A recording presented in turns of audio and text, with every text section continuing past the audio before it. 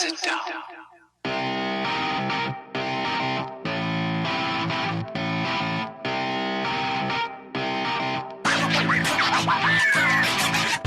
What is going on, dads, and welcome to episode 36 of the Dads After Dark Show, recorded on Sunday, March 7th, 2021.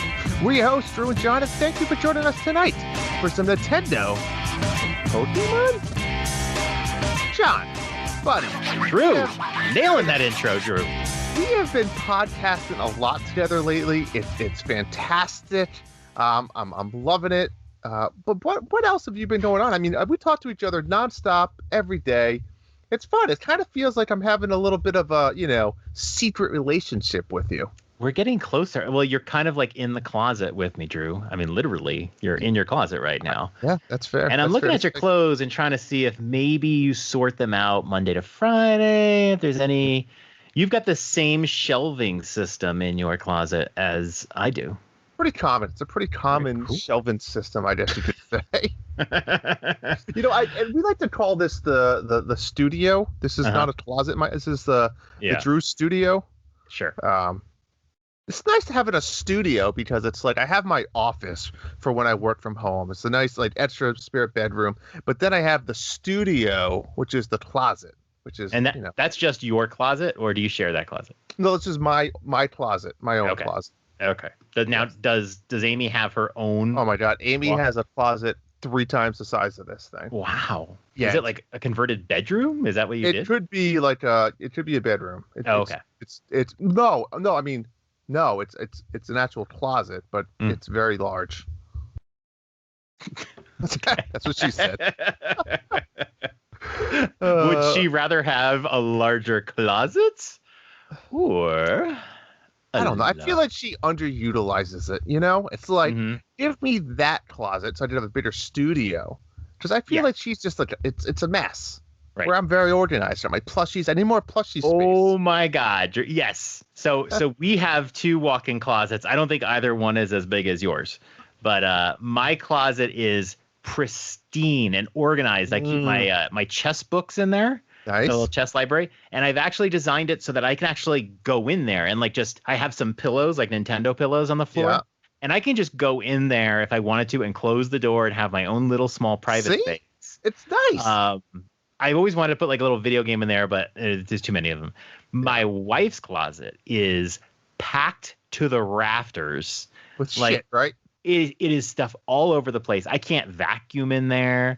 It's probably the same thing. It's just overloaded with, and she puts not just she has clothes or whatever, but I'm talking storage. She's got stuff in there that does not belong in a closet. It belongs in a basement. My wife, I mean, I hear you. I think she has her wedding dress hanging up. I'm like, what do you like? Yeah, I mean, I got my belt hooks hanging on the wall, nice and neat, with the belts hanging, and my hat's hanging up. Yeah, I hear you.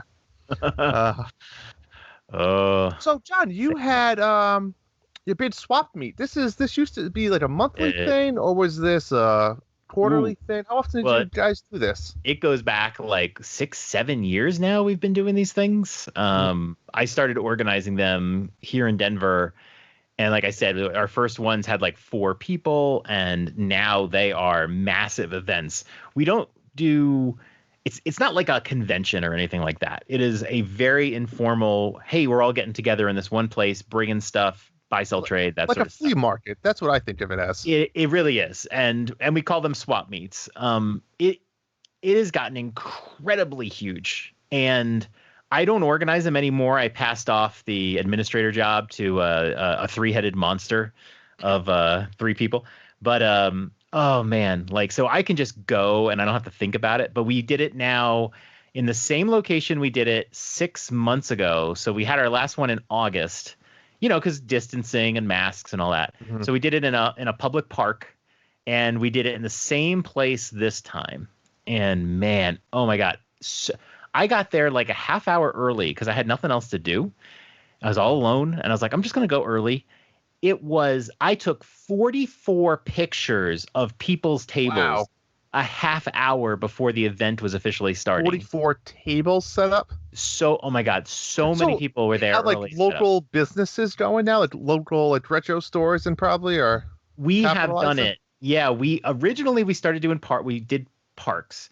Then we started going into shops. So yeah, we would go to a gaming shop and do it in there.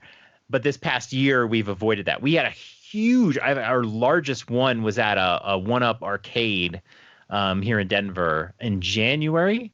And then obviously, and it actually was the same day Kobe Bryant died because the news was breaking while we were there. I'll always remember that. And then, we haven't done one like that since. We've done the one in the park in August and then the one in the park this month. So we've only had 2 in the last year. But anyway, it was just crazy. And in the old days, old John was like retro collecting. I'd buy NES games, Super Nintendo, like stuff like that. Nowadays, I look for Game Boy carts because I enjoy collecting Game Boy. The games are cheaper. And I have that cool little, I think I showed you the Game Boy that has the light up screen. Yep. So I can play games on it and it's just a lot easier. I can see. And then of course Switch stuff. And then sometimes I'll see some like miscellaneous stuff that I just have to have or whatever. Yeah. So today, I came away with 3 games today. I got A Hat in Time, which I'd heard some good things about. Yeah, I know that It was one. new, so it was sealed. I got Vampire, which is this is a game I would normally never even think about, but it was made by Don't Nod, which is the company that made Life is Strange. And so of course I'm like now turned on to their library. So I was like, okay. So I bought Vampire. I don't even know if it's a game I'll like, but I just had to have it. And then I bought one other game. I bought what was the other game I got? I can't remember. You bought the Snat-a-Tat, whatever the hell it's called. Oh, Snack World. Yeah, I got Snack World. Yeah. That always looked intrigued to me. Yeah, I never really wanted to get that in the store or anything, but I don't know. It was just somebody was selling it used, and I got that. I got Gran Turismo 5 Prologue on PS3. I got a bunch of Game Boy carts. I got Mario Tennis for Game Boy Color. You might like that. So yeah, and then of course I got the pins from good old pal Kevin. One of my favorite listener. Right. He had both pin sets, and I am actively trying to get the second pin set. That's a story for a little later. Wait, so did he have more than one set, or he just not wanted it? No, yeah. I mean, I don't know, but he had each of the 2 pin sets, and I traded him a red dock, the Mario edition dock. But now you can never sell that console. No, remember I had bought 2 copies of it. So that's true. So the second one I split up. I sold the Switch and Joy-Cons on eBay, and now I'm selling off the parts. But I traded the dock for the Mario pins, and they are glorious. I didn't think I was going to spend that money on eBay, but I think when it comes to just trading something, it's different. Makes it easier. So I think it was a good deal for both of us. I think that's a fair, equally valued trade, especially if it's something you can't get anymore, and the dock you can't really get. You can't just go buy it really either. Exactly. You're not going to buy the whole thing. And yeah, the pins you could probably sell for more on eBay, but they're not worth 80, 90, whatever it is. It's so spontaneous. So. You're there, you have it, no money exchange. Kevin and I have done trades in the past, so he's a good trade partner.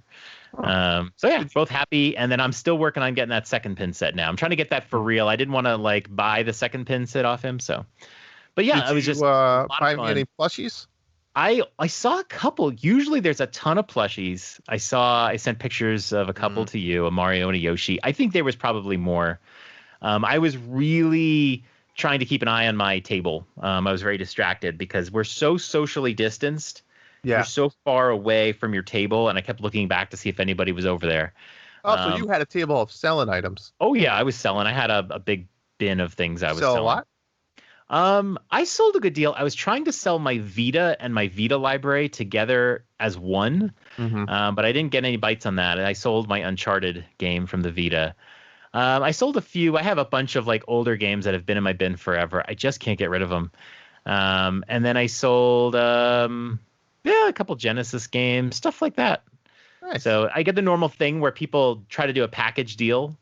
I was selling Radiant Historia for 3DS. It was sealed and it was like a big box. I was selling it for 60. It was something I bought in, I think, Best Buy for like 40 many years ago, but I'm never going to play it.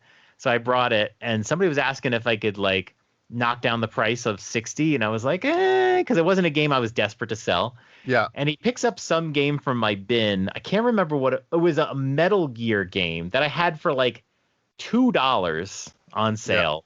Yeah. And I would have given it to this guy for free. And he goes, how about this one and the Radiant Historia for 60? And I'm like, okay. Yeah. So, so I did pretty well. Nice. But we had, it's amazing to see this group grow and grow and grow every time. That's so, we had somebody, so cool. We had somebody who made cookies and was selling cookies.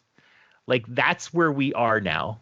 People are baking goods. This is just going to turn into like the downtown Denver flea market with a video game specialty. But yeah, you're going to have the guys bringing in their antiques, and they're going to be bringing in their Hot Wheel trats, and like, yeah, there was Hot Wheels. There was Hot Wheels today.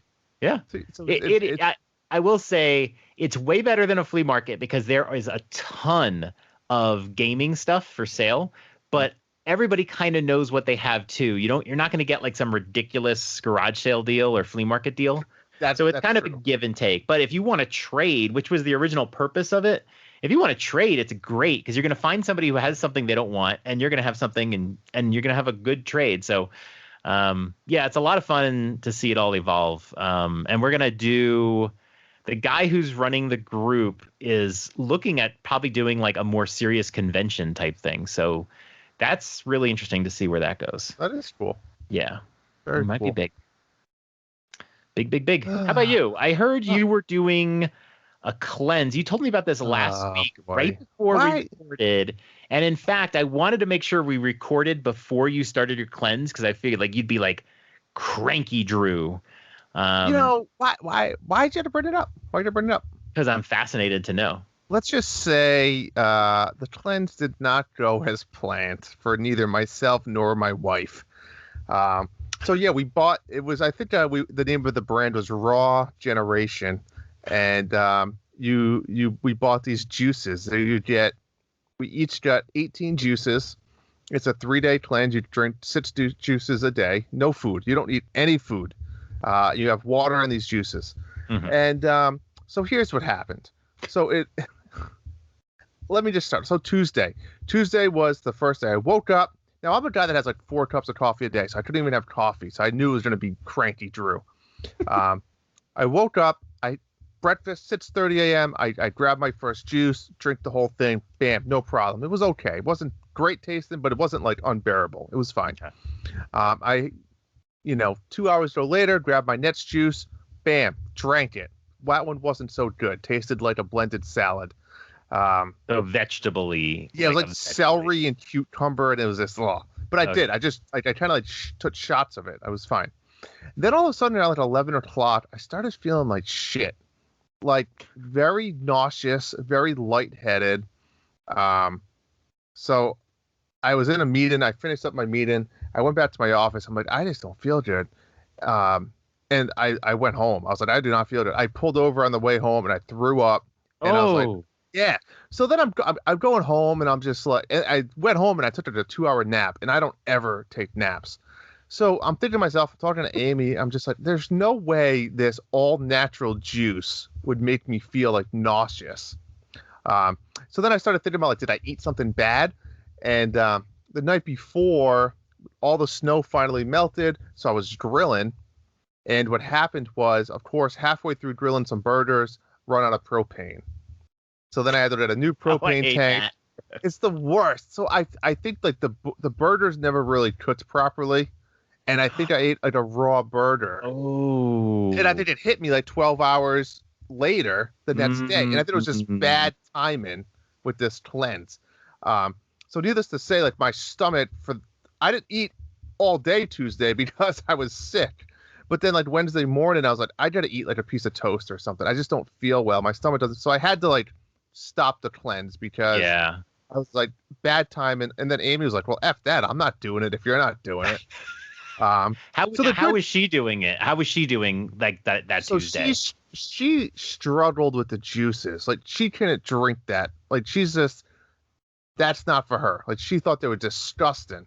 Oh. Um, so needless to say, we did not do the cleanse, but I still have all the juices frozen, and I do plan on still doing it. Yeah, So you can say. it's funny because talking about kicking your dog when you're down, where it's like Wednesday morning or Wednesday after work, and my daughter's like, "Oh, why are you eating, Daddy? I thought you were doing your cleanse." This is my Oh. 6-year-old daughter. It's like, well, Zoe, I got sick, I didn't feel good. She goes, weren't those things like $100 each? I was like, yeah. She goes, what a waste of money. 6-year-old yelling at me.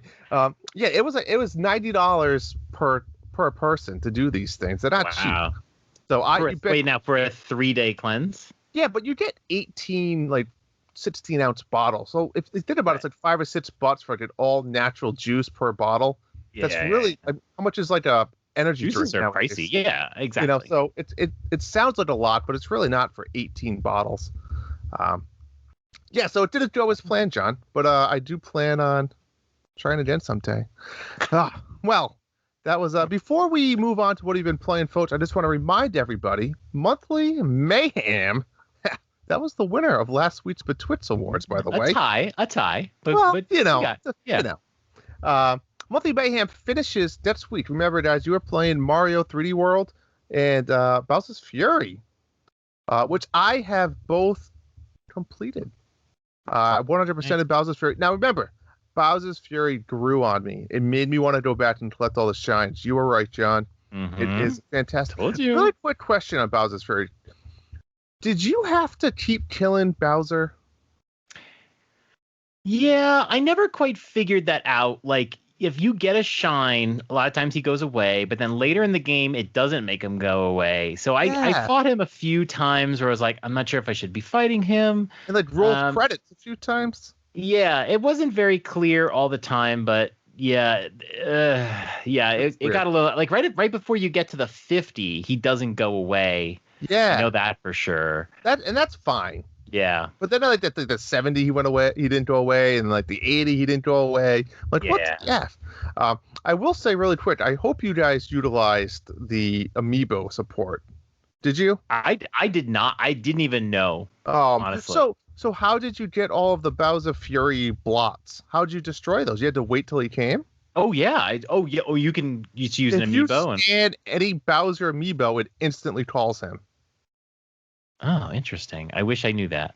Well, I used it every time I saw one. I just I had it right next to me, put it on there, bam, I got the shine in 2 seconds. Yeah, what I would do is I would remember where it was, and then I would warp there. Like when he showed up, I would immediately warp there. But it probably took me a lot longer to kind of get through that than whatever. Yeah. By the end, I was like waiting around, but yeah. Well, okay. That's a little tip for all you out there that's still trying 100% Bowser's Fury. Anyways, John, let's move on to what have you been playing?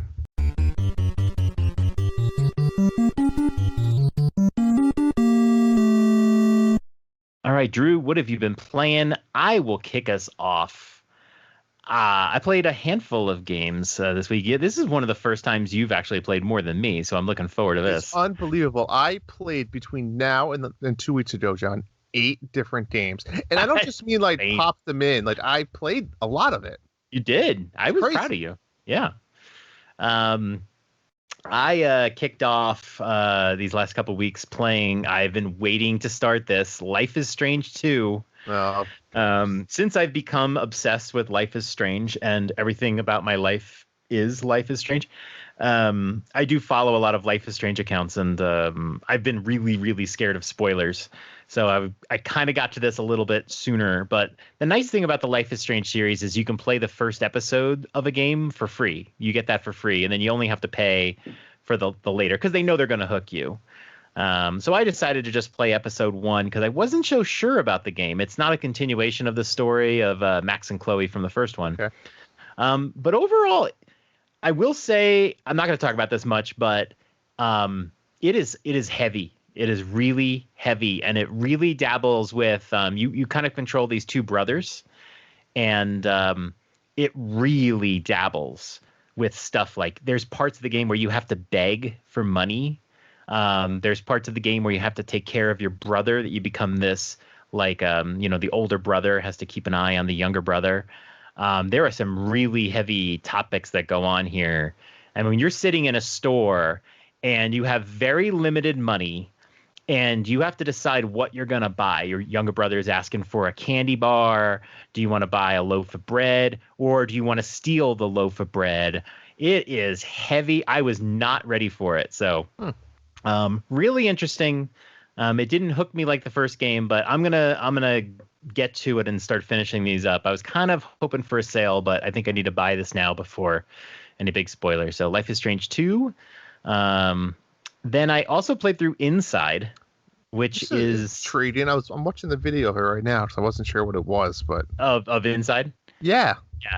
So Limbo and Inside are both made by Playdead, and they're just these left to right scroller adventure games. They're very they're not, the games aren't two-dimensional, but you run sort of in 2 dimensions. And you just gotta, like I said, get from left to right. You have to find your way past obstacles. They're very fun, and they're very short. They're a couple hours, really. I think Inside was a little bit longer than Limbo. Very good. I've heard people say Inside is better than Limbo, and it generally is. There's colorful graphics. It's just more technologically, evolved I love from the the first art one. style with like the combination of like the cars and the headlights kind of driving at like a 30-degree angle very cool. It's very cool. And the first game was fun, but you were kind of like, what am I doing? Like, what is this? You're kind of this boy and you don't know what you're doing or where you are. Inside was very early on. You can see these trucks and cars trying to get you. So you kind of understood I'm running away from something. That's cool. So it actually gave it a lot more context and it made it more enjoyable. But in the end, I thought both games were equally good for their own reasons. Limbo had a lot of mood and scariness to it that Inside didn't have. But I enjoyed both. That's the one with the giant spider and stuff, right? Giant spider, exactly. Yeah. So I thought they're both very good. I got them for a really good sale. So that's why I ended up going through both. I've been wanting to play. So yeah, I just looked. I think Inside is $20 right now. Yeah, I mean, and definitely wait. I mean, I think I got it for like $3 or $4. So. Oh wow. And then I'm still playing Bravely Default 2. I am loving it. I did a first look and an unboxing for the Nintendo Dads, and I'll be doing a review down the road, maybe another couple weeks or so. It's one of those games where you ask people who play this, they will grind a lot because there's a job system and you can grind the jobs on various characters and then change jobs and grind some more. It's just a relaxing game. It's hard to describe why the Bravely Default series is so good, but it's very relaxing to play. I like to just sit there and grind.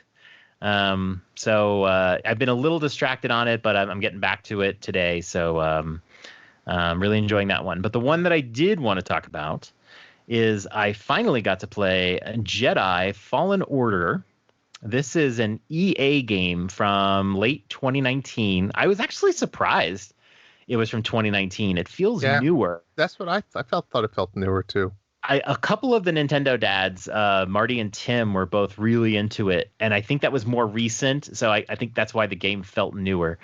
So I decided to play this one because when the Medium came out on Xbox, it was available on Game Pass Ultimate a little bit earlier, and I really wanted to play it right away. And so I subscribed to Game Pass Ultimate, which, if you don't know, is just the difference between Game Pass, which is $10 a month, and Game Pass Ultimate, which is $15 a month, is that you can play online with Game Pass Ultimate. And now you get EA Play, which is basically Electronic Arts selection of games. And so Jedi Fallen Order was one of them, and I was like, I'm in. I want to try out Jedi Fallen Order. It's a good deal. So I was able to play this game for free. I'm probably not going to re-up my subscription because I don't play games online, and literally there are no other EA games I'm interested in. Not one. And when you go through your Game Pass list, it is just cluttered. There's no way to get rid of them. It's cluttered with NHL 2018, NHL 2019, NHL 2020. Yeah. So, but I paid $1 for 3 months, Anywho, is this first person or third person? it is a third person. Ooh, that makes it 10 times better. Yeah, I can't play first person. So this game is very similar to the Uncharted series, very similar to Tomb Raider series, the newer one. Mm-hmm. And so I love those games, especially Tomb Raider. I love the Tomb Raider series, so I wanted to try it. I am not a big, before we start, I am not a big Star Wars fan. I've watched a lot of the movies. You don't hate it, but you're not obsessed with it. I enjoy some of the movies. I am not like a Star Wars guy. I really don't care. I think it's overdone lately, but that's a different thing. So so in Jedi Fallen Order, you play the role of this guy named Cal. I can't remember his last name. But anyways, this takes place after Revenge of the Sith. So it's the end of the third movie in the prequels when Anakin becomes Vader. Spoiler. And I think it takes place a few years after the movie, and apparently from the timeline it takes place at the same time as the Solo movie. But the Solo movie has a time leap. But the beginning of the Solo movie is kind of when Jedi Fallen Order takes place. Okay. And you play this guy, and like the Jedi, it's a Fallen Order. And the Jedi have gone away, and now this guy is a Jedi. And the game starts off, it's very interesting. Just maybe like tiny spoiler here, but it's just right in the beginning of the game. You are working for the Empire. And Empire, right? The bad guys, yeah. Yeah. So you're working for the Empire, and I wasn't like totally invested early on, but I thought it was cool that I was like, wow, I'm working for the bad guys here. And he keeps having these like weird Jedi dreams, and then they're on a train, and he's got this friend with him, and I won't get into it, but the friend knows that he has some Jedi powers, and they're looking for a traitor. They stop the train, and some stormtroopers come on. They're looking for a traitor or whatever, and you're just thinking this is just going to be some big long story or whatever. But no, he's a Jedi, and then you just sort of start on the adventure. So it actually starts up pretty quickly. So I was kind of a big fan of that. And yeah, it ties into some of the other stories. There is one of the main characters, the second sister, who turns out to be this girl Jedi whom I'd never heard of, but apparently exists in the Star Wars universe. So I will say, as I was going through this game, I didn't feel like it had a soul the way Tomb Raider does. It didn't connect with me, but as the game went on, I just was obsessively playing it until I finished it. And there's lots of like Jedi power-ups that you get along the way, and it really makes your navigation feel powerful. Like early on, you are just fighting with a lightsaber. And then later on, you'll get the double, like Darth Maul lightsaber, and then you'll start getting the Jedi powers. And by the end of it, you're just running around, running all over walls. Here's an enemy. Let me just shove him into the down the canyon. Yeah. It really does a good job. But I will say the battle system, the fighting with the lightsaber never feels perfect. Like I never got into a fight where I felt bam, bam, like pinpoint accuracy. A lot of the enemies fight very quickly. And you just sort of spam your block button or you spam your attack button. And then if you die, you just go back to the last save point and you do it again. So I didn't feel like the battle. Like when I play Tomb Raider and you start getting different weapons, you start running through areas and you're just like archery, wham, and then you pull out your shotgun and you're shooting some people, and you really feel that. This one, I didn't really like the battle, and that went through the end of the game. I mean, I didn't love the battle. If I get into a battle, sometimes I would do well. Sometimes I can kill a guy in a couple shots, and then other times I could fight them for a minute and not do anything. It was just kind of spammy. But overall, I really liked it, and I don't know if I'm done with it. I might go in and play a little bit more. I don't know. Did you beat it though? I did roll credits on it. Okay. And I tried to find all the little items along the way. I don't think it's a game that's going to reward finding all the items, so I probably won't do that. But I still might jump into it from time to time. I really did like it, and I mean, I got to play it for free, and it's cool. It's definitely worth it. And if you like Star Wars, like the whole time I was playing it, Drew, I'm thinking like Drew would like this. Yeah. He would like this. And I think if you're into the Star Wars universe, you've probably already played it. But if you haven't, it's done really well. It's Not on the order of Tomb Raider. It's probably not on the order of the later Uncharted games. But they do a good job. So I would probably give it a go if it ever came to the Switch. Yeah, I mean, I think there's a lot of people. I'm not a Star Wars nerd either. I mean, I'm a Star Wars fan. Don't get me wrong. I love Star Wars, but I'm definitely not a nerd. Right. You might know some of the story. You might not. Yeah. It kind of reminds me of what was that animated series that really ties into Mandalorian? The Clone Wars. Is that the? I don't let any of them really tie in directly, but there's some characters. Yeah. Right, but the Rosario Dawson character kind of comes right out of that. So yeah, I really did like the characters in the game. There's a couple of like these sister Jedi, and they were all very cool, very unique. I really did like them. You have a little robot character that hangs out with you the whole game, and he's really adorable. Always a droid somewhere. There's always a droid. There's a droid. It does have a really good story. It ends well. It has a really great ending. I'm so glad it wasn't spoiled for me. So yeah, had a good time with it. How about you, Drew? Yeah, I've been busy. I'm not going to talk about all of them because some of them we'll talk about later on, and some of them I just I don't want it. But I am, and I do want to talk about Moving Out because, guys, this is one of my favorite co-op games ever. I absolutely love playing this game with my wife. It's an absolute blast. And recently there was some DLC. I forget what the cost was. It wasn't that much. It was a couple bucks, maybe $6. It might have been less. I don't remember. Are they doing a season pass or did you buy just this DLC? It was just this. They do have an older one that's like $2, but I think it just gives you some costumes and anything. But Movers in Paradise. You get a bunch of new costumes as well as it's islandish themed as it sounds. A lot of beach themes, and it introduces a lot of new mechanics into the game with water. And well, let me rewind. If you have not heard about this game before, and I talk about it a lot, if you're familiar with Overcooked or anything like those types of games, it's similar. Your goal is your moving company, and your goal is to move stuff out of people's houses or places and you have to load them into the truck. And there's a lot of furniture or items that require 2 people to pick up, which makes it that much more fun. But yeah, there was this one mechanic, John, in this version where there's crabs and they're running around the beach and stuff. And they will go into your truck and take stuff out that you already put in. Oh, no way. It was brutal. It was brutal. But it's just so fun. It's so you're yelling at, me and the wife, but in a fun way. You're not getting angry. But it was so much laughter. Those deep down belly laughs. So Moving Out, Movers in Paradise, highly recommend this. This is a great game. I wish we could play together, but it doesn't go online. No, it does not. If Overcooked is any indicator, Overcooked 2 went online, so maybe when Moving Out 2 comes out, we'll be able to play. That would be very fair to say. Other thing I want to talk about is Torchlight 3. So Torchlight 2, Torchlight 1. I don't know what that was even on. Torchlight 1 is, I don't know. Anyways, Torchlight 2 was on the Switch, and I did play that, and I beat the game to completion. I really enjoyed it. Torchlight 3 now just came out a while ago, kind of, right, John? I don't remember the date, but it's been out for a little bit.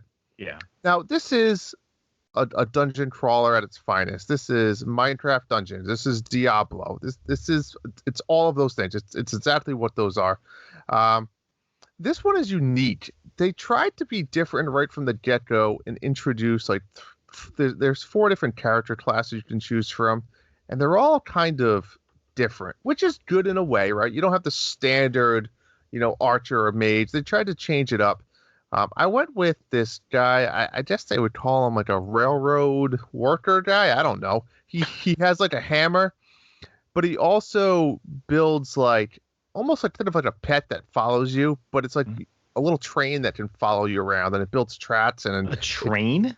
Yeah, John. I don't know. It was just kind of weird. The game is just, I don't know. It's okay. I played it for a couple hours, and I'm going to be honest. I don't know if I'll go back. I just feel like it's clunky at times. The controls aren't as fluid and smooth as I'd want them to be. There was a lot going on, and these types of games, you do need to invest a lot of time because there is so much going on with the customization and the menus and things like that. And whatever reason, it couldn't grab me. So I don't know. I remember 2 being a lot more fun, and this one was just more, I don't know, clunky.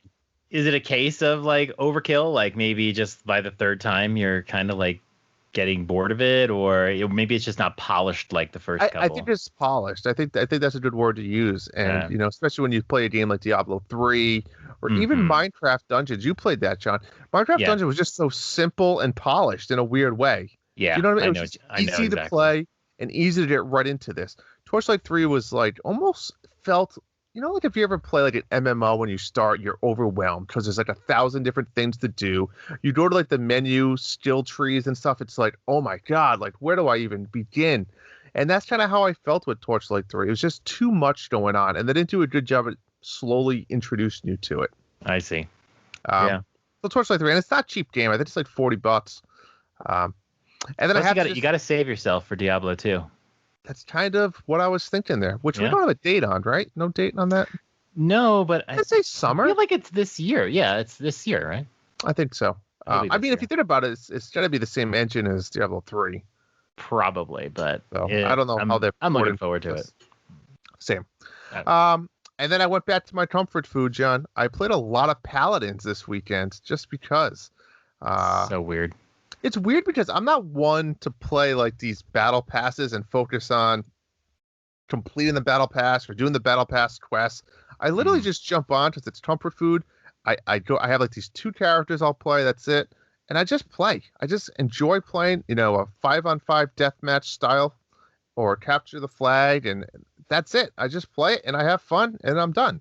And you just play with randos, right? Just randos. Yep. It's 5v5 and there's a few different options you can play, and that's it. So it's nice to just jump in and jump out.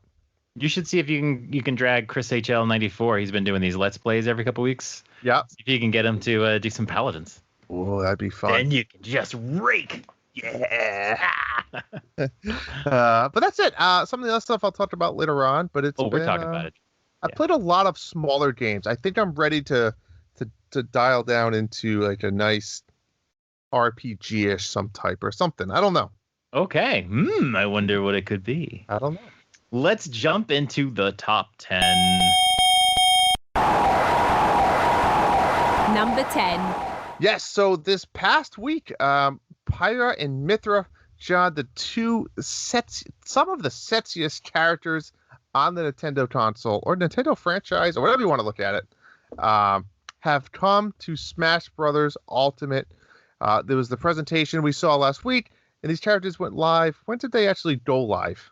It was just like a few days ago. A few days ago, part of the Player Pass 2, or whatever the hell they call it. I don't know. You know better than I do. Fighter Pass 2. Fighter Pass. Now, you got the opportunity to play with these characters quite a bit, right? Oh, yes. I'm not a big Smash Brothers player. I tend to, new characters come out, I'll play it for a little bit.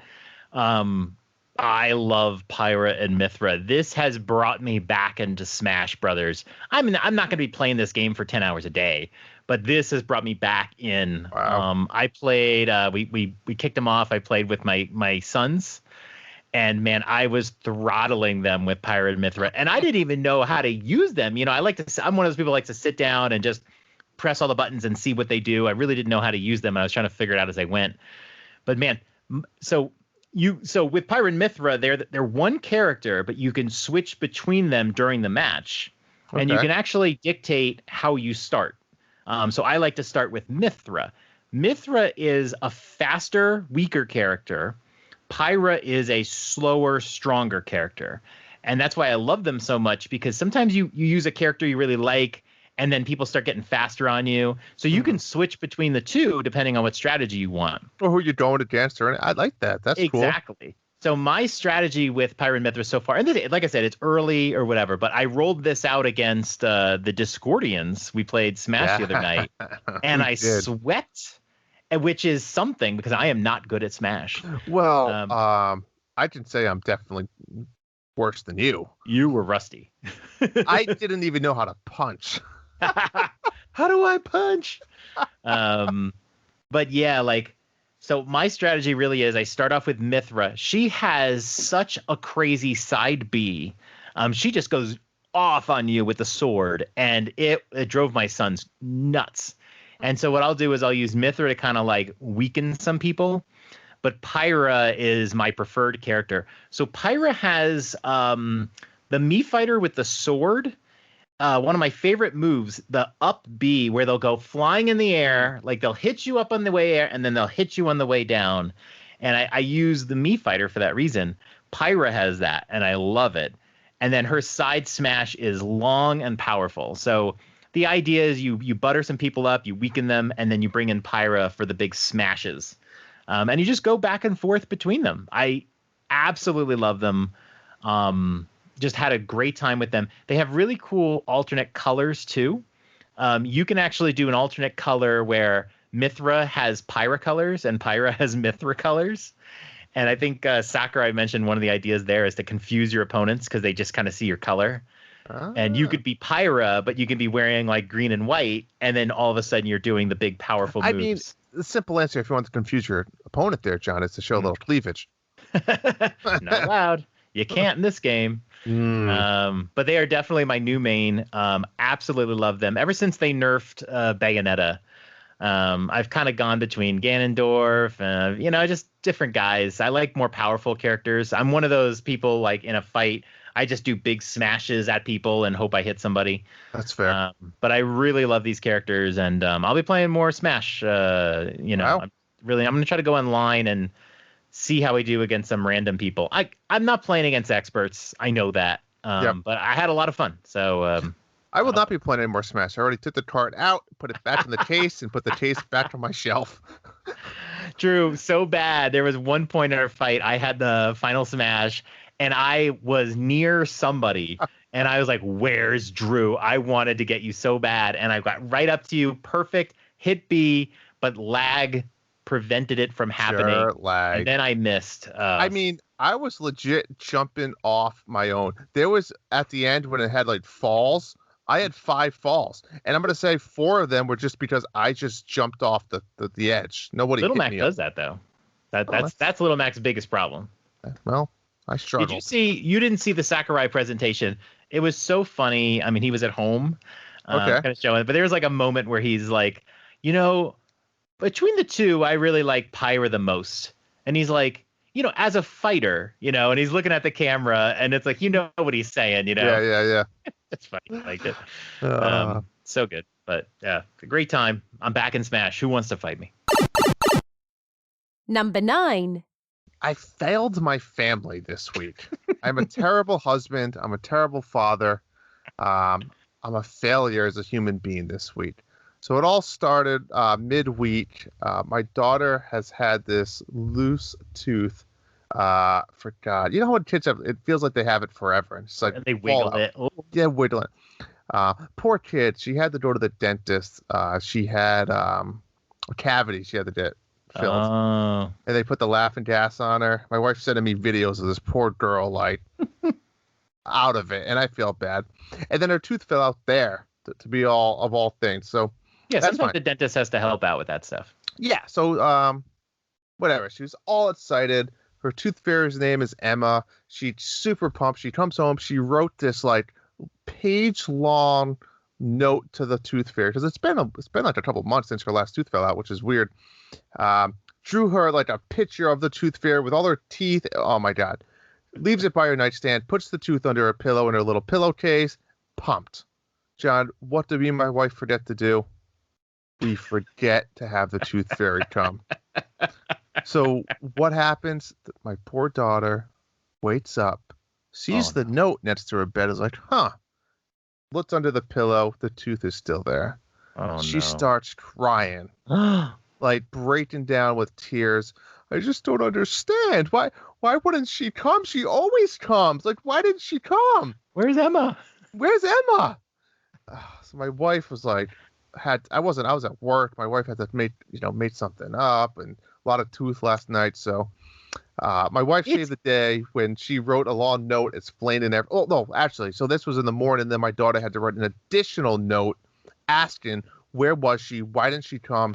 All these other questions, and then leave it for, I think my wife magically called the tooth fairy and said, "Could you come today while she's at school?" And she came while I was at school. So I failed my daughter. Now I failed my wife because we did our every once in a while Target run yesterday afternoon, and my wife wanted to buy like those little mini Gatorades. Comes in like I don't even know, like a 12-pack or 18-pack. So she wanted those. She bought those. My daughter, we let my son pick out like the bags of snacks that you can bring for school, or like the big boxes. Like they come in like the little bags of cookies, the little bags of chips, whatever they are. Mm-hmm. So she picked out like a box that had like all little bags of goldfish in them.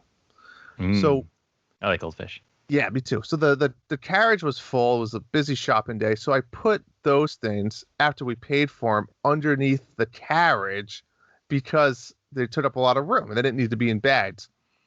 So what happened? I left them under the carriage when I was loading the car. Oh, it's the worst because you paid for it. The worst part is I paid for it. It's not like I stole them by accident and I didn't pay for them. No, it was like the opposite.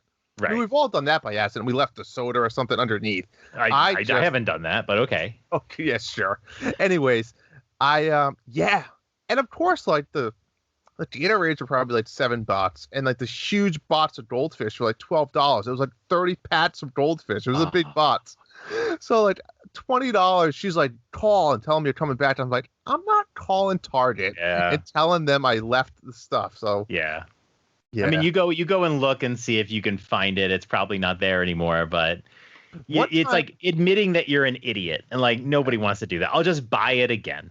Exactly. One time I went to the market and they have really good homemade pizzas there that we usually get, and I did the same thing and put it under the carriage. So then it was like lunch. So I'm driving home on the highway and I'm like, oh my God, I left the pizza. So I drove back and it was in the carriage return. Nice. But you have to like, if you go grab it, you have to make sure if anybody sees you that you have to be like, oh, I'm reassured. This is mine. This is totally mine. This is not at all weird. And piece of pizza is missing.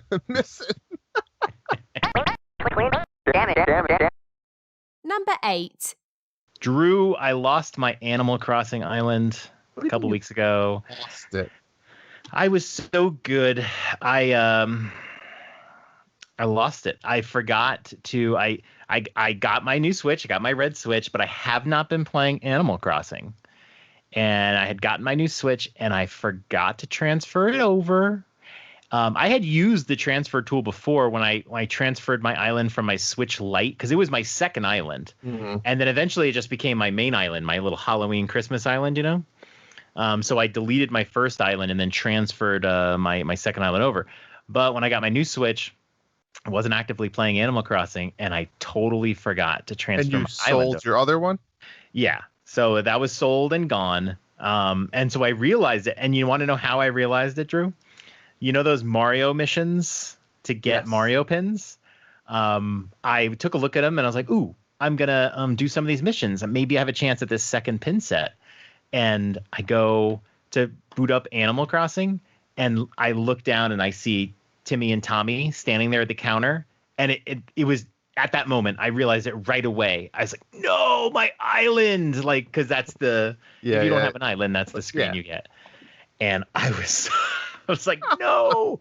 I mean, my Switch was already sold on eBay and gone. So what's the process? You can call Nintendo? Yeah. So Tim from Nintendo Dads actually had said that he had to do it for his son, and it was actually pretty easy. So I had the day off on Friday, and I didn't even call them up. I just did it through chat, and I just said, I lost my island, and it's not a big deal, but if you could save it, it'd be cool. And so what they do is they because your island gets backed up now as of like 6 months ago or so. Yeah. And so they push a button on their end, and then what they'll do is they'll tell you to boot up the game, and as soon as the Nintendo logo leaves the screen and it goes black, you hold down the minus button.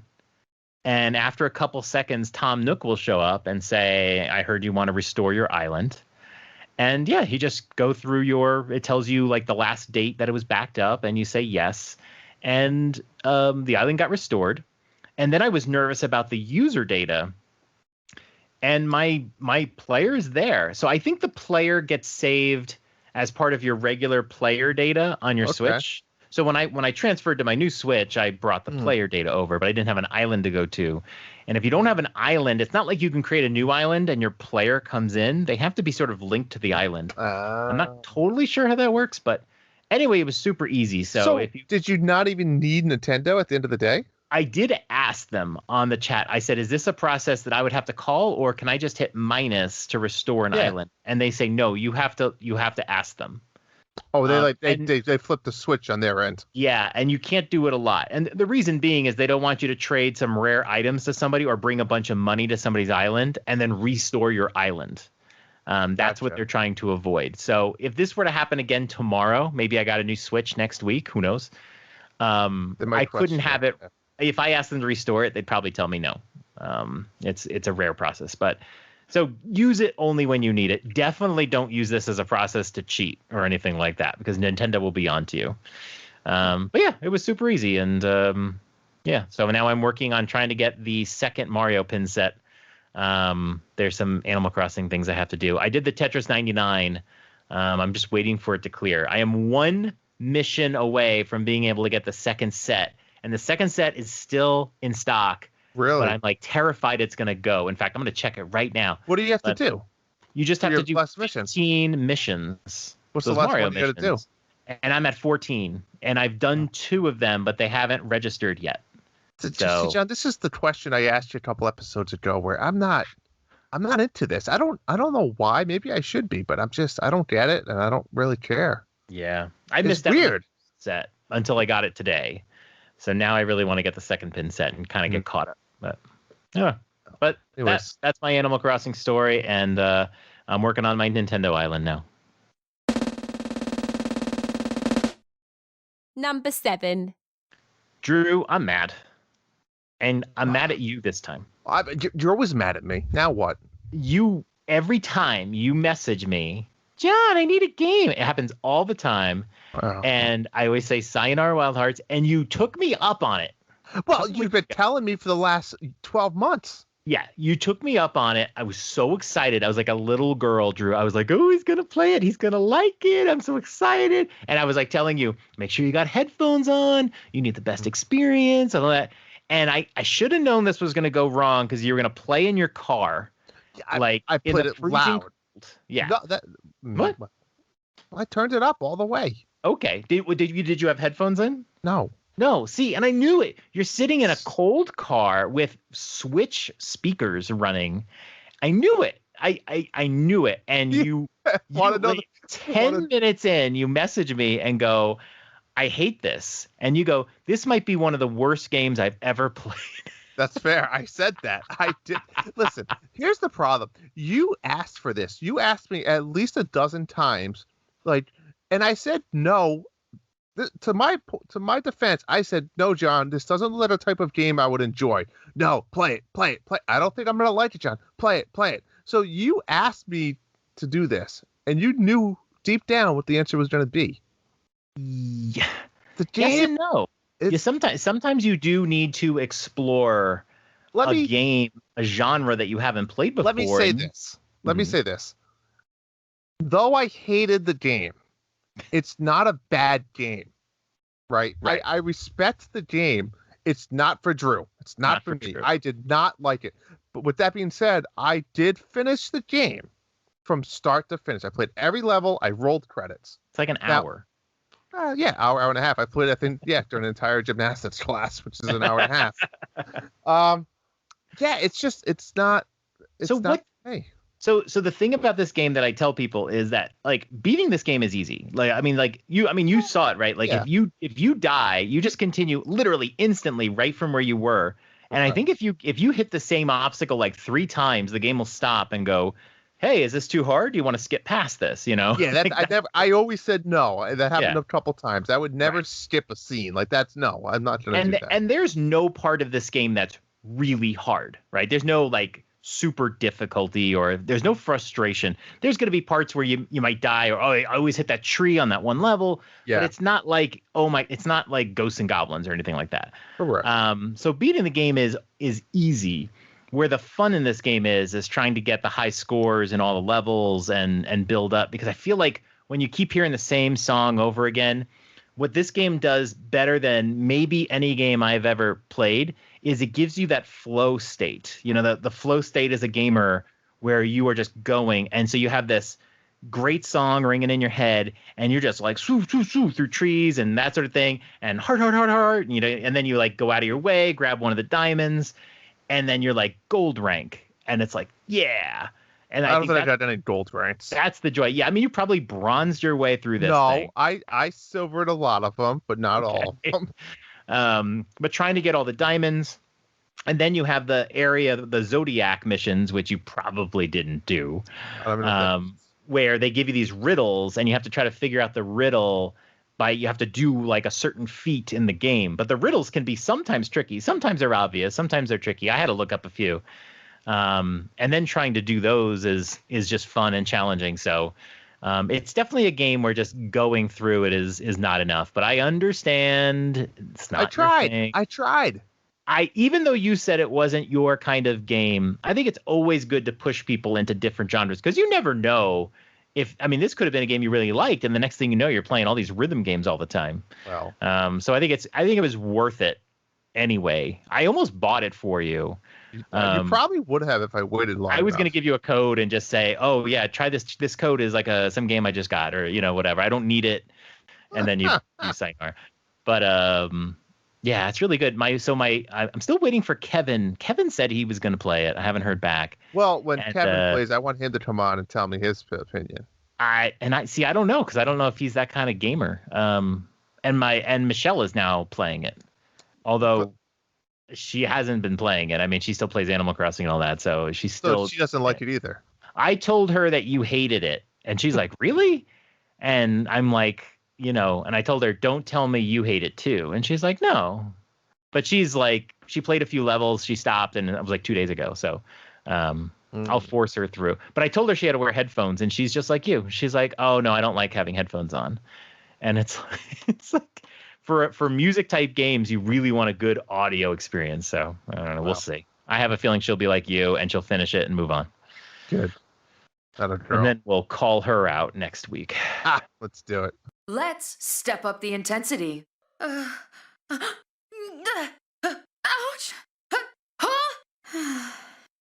Now that was a great workout. Number 6. All right, folks.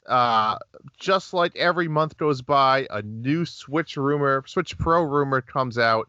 However, this one has a little bit of, let's say, what's the word I'm looking for? A little bit of truth, a little bit of truth, a little bit of oomph, a little bit of, yeah. So this was all over the place. Anywhere that releases video game rumors or content has talked about this, even as big as other places outside of video game news sites. And what they're saying for the Switch Pro rumor is, John, I'm just going to list these few things, and then I think the bigger question here is not so much what we like or don't like, but if this truly was the Switch Pro rumor, would you be satisfied? And some of the things they're saying is a 7-inch screen. What is it now? It's 6 inches or so? It's 6.2 right now. Okay. 6.2 inch. So essentially, it looks like the imprint or the size of the Switch tablet wouldn't change, but that border around it would almost expand, right? Yeah, the screen would go closer to the ends. Yeah, which is nice, meaning that the Joy-Cons and stuff would all be interchangeable. I would think. I would hope so. I would really hope so. Yeah. They say 4K output from the dock. 720p screen. Is that still what we have today? That is exactly the same screen. It would be a different screen. It would be an OLED screen. Yeah, which would look a lot better. But it'd still be 720p. Yeah, and I don't have much experience with the OLED, but yeah, I have a TV and I love it. I heard a few people that I kind of trust say that like going to 1080, which has kind of been what I've always said, like how about 1080 really wouldn't make much of a difference because of the size of the screen is so small. So I'm okay with 720p after hearing people say it's not a big deal. Yeah, agreed. Yeah. And now the other big rumor was they said this is coming out this year, this holiday. And then of course you have to ask the random question of, will they have exclusive games? Will this be, up resin? Or I can't imagine they would ever have a game that comes out for the Pro that wouldn't work on the regular Switch. Do you think that's true? Yeah, so the rumor is that it will have exclusive games, and like the person who knows this information says there's at least one that they know of already. But we always go through this with different iterations of systems, and systems don't really do exclusive games. Now, there was a few for the 3DS that you could only play on the newer system. I know Xenoblade Chronicles was one of them. But the reason why you think you'd see it more, like, I think a lot of gamers think, oh, I want my game to look as good as possible. We're coming out with it. Maybe Jedi Fallen Order as an example. Maybe it's coming out to Switch and they only want it on the new system, or they only want to put their resources into a system that's more powerful. But the problem with that logic is there are 80 million people with a Switch. Yes. Right. And you want to sell your game to the biggest market. That's why the Switch gets all these third-party games. And if you're going to limit yourself to a market, and they're talking about maybe 1 million of these Switch Pros being available per month, your market is tiny. Right? Yeah. I mean, your market is tiny. Well, they said that's what I read. They're going to start production in June. Right. And they can manufacture 1 million per month. So let's just say it comes out December 1st, right? And it's actually June, July, August, September, October. Yet you're going to have like 6 million units available. I don't know if you would see 6 million at launch, but yeah, I hear you. Like they're going to start ramping it up. Well, but, I don't know. I'm not going to be so the big question. Game, a lot of them. I agree with the exclusive game thing, but let's say this is true. Are you happy? Are you satisfied? Are you disappointed? I have wanted a Switch Pro since the beginning. So I can't remember what game. Maybe I know when you're playing Breath of the Wild, right, on launch day, and you're seeing some of the slowdown, especially when you get to the area with the sword, the forest. So yeah, I really want one. The only disappointment is I love my red Switch. It's the first time I've just loved my Switch. And but if a Switch Pro comes out, I'm getting it. There's no decision there. Agreed.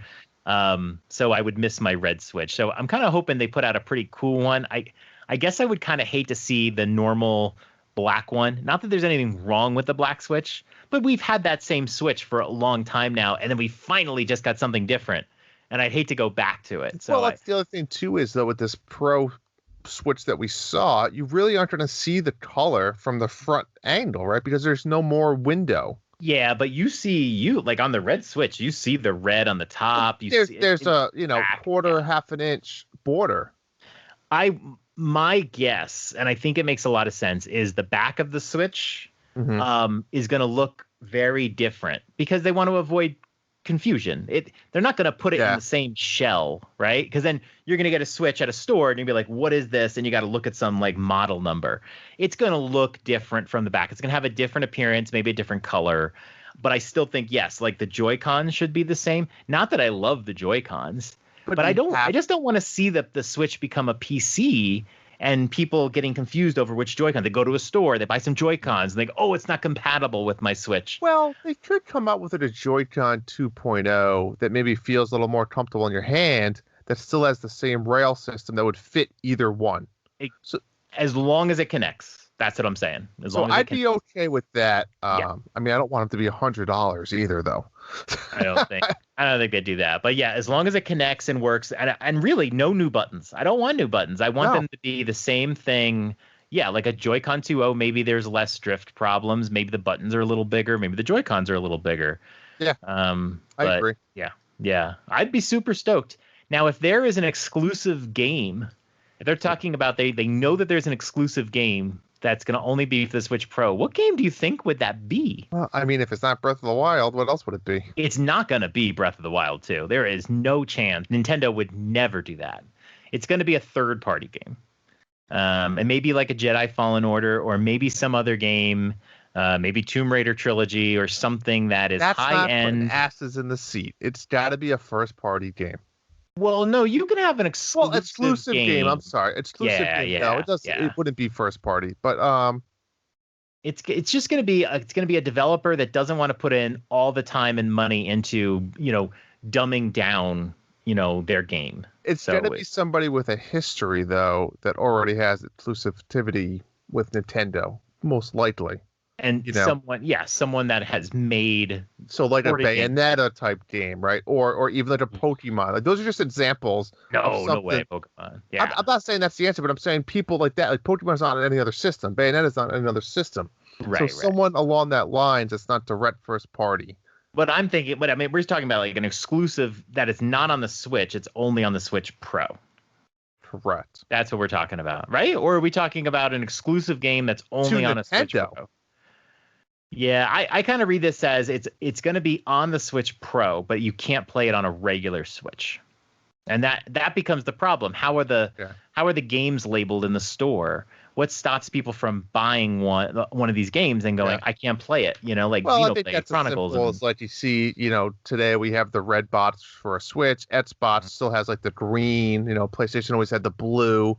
Yeah, you'd have to do something like that. Xbox kind of shit the bed with that, because if you've gone to the store, the Xbox One games have a green top, and now the Xbox Series XS games just say Xbox on the top. They don't say Xbox One. It is very subtle that even I, like, you have to read, like, you can't look at it with a glance. Oh, and but the thing is, you can buy an Xbox One game and it'll work.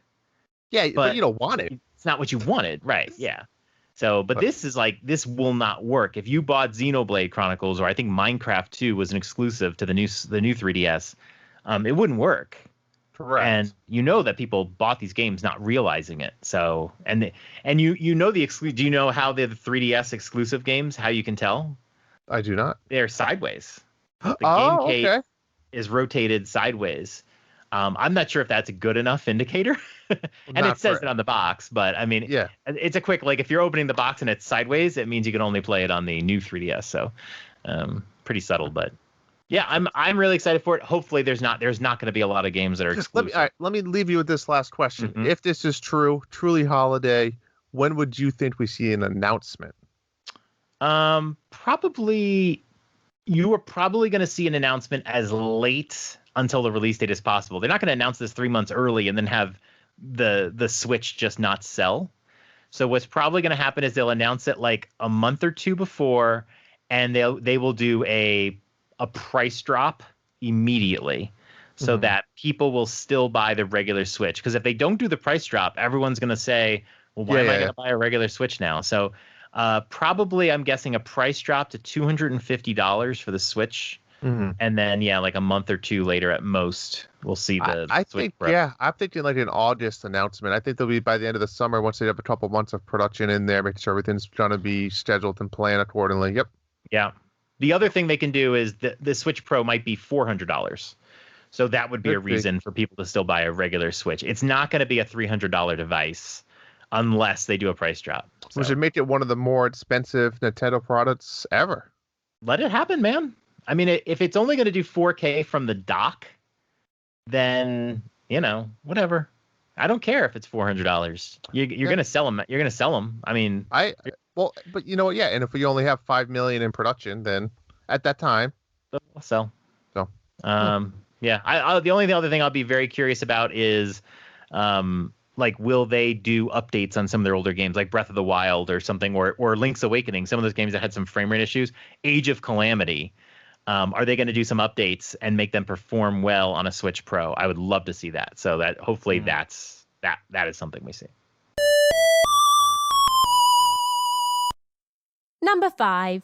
All right, we're going to talk about the Pokémon Presents that happened last week, and we've got a special guest with us today. This is Tim Candee from the Disney Guys. I'm surrounded by Disney guys. Can't get away from us, John. I can't get away. Tim actually is a very big Pokemon fan, and Drew hates Pokemon. So we're going to kind of sub them out, but we'll leave Drew here. Yeah. But before we get started and go into these games, Tim, you are a bit of a pro player with Pokemon. Can you tell us about your Pokemon history?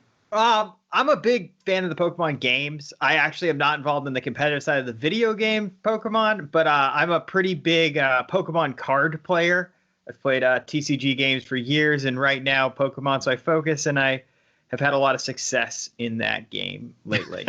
You've won. I mean, like, you don't just do tournaments. You've won tournaments. Yeah. That's pretty amazing. Who were some of your favorite Pokemon cards that you like to play? I'm not an expert, but I'm curious. I am very much a play the best deck person. Like, I don't tend to pick my favorite Pokemon. I just play what's good. So last season I had a lot of success with Buzzwole, which is certainly not one of my favorite Pokemon. I don't think a lot of people are big Buzzwole fans. Zoroark is another one that's perpetually good. A lot of the really popular Pokemon they don't make good cards of. Charizards are not that competitive, and Pikachu just evolves into Raichu.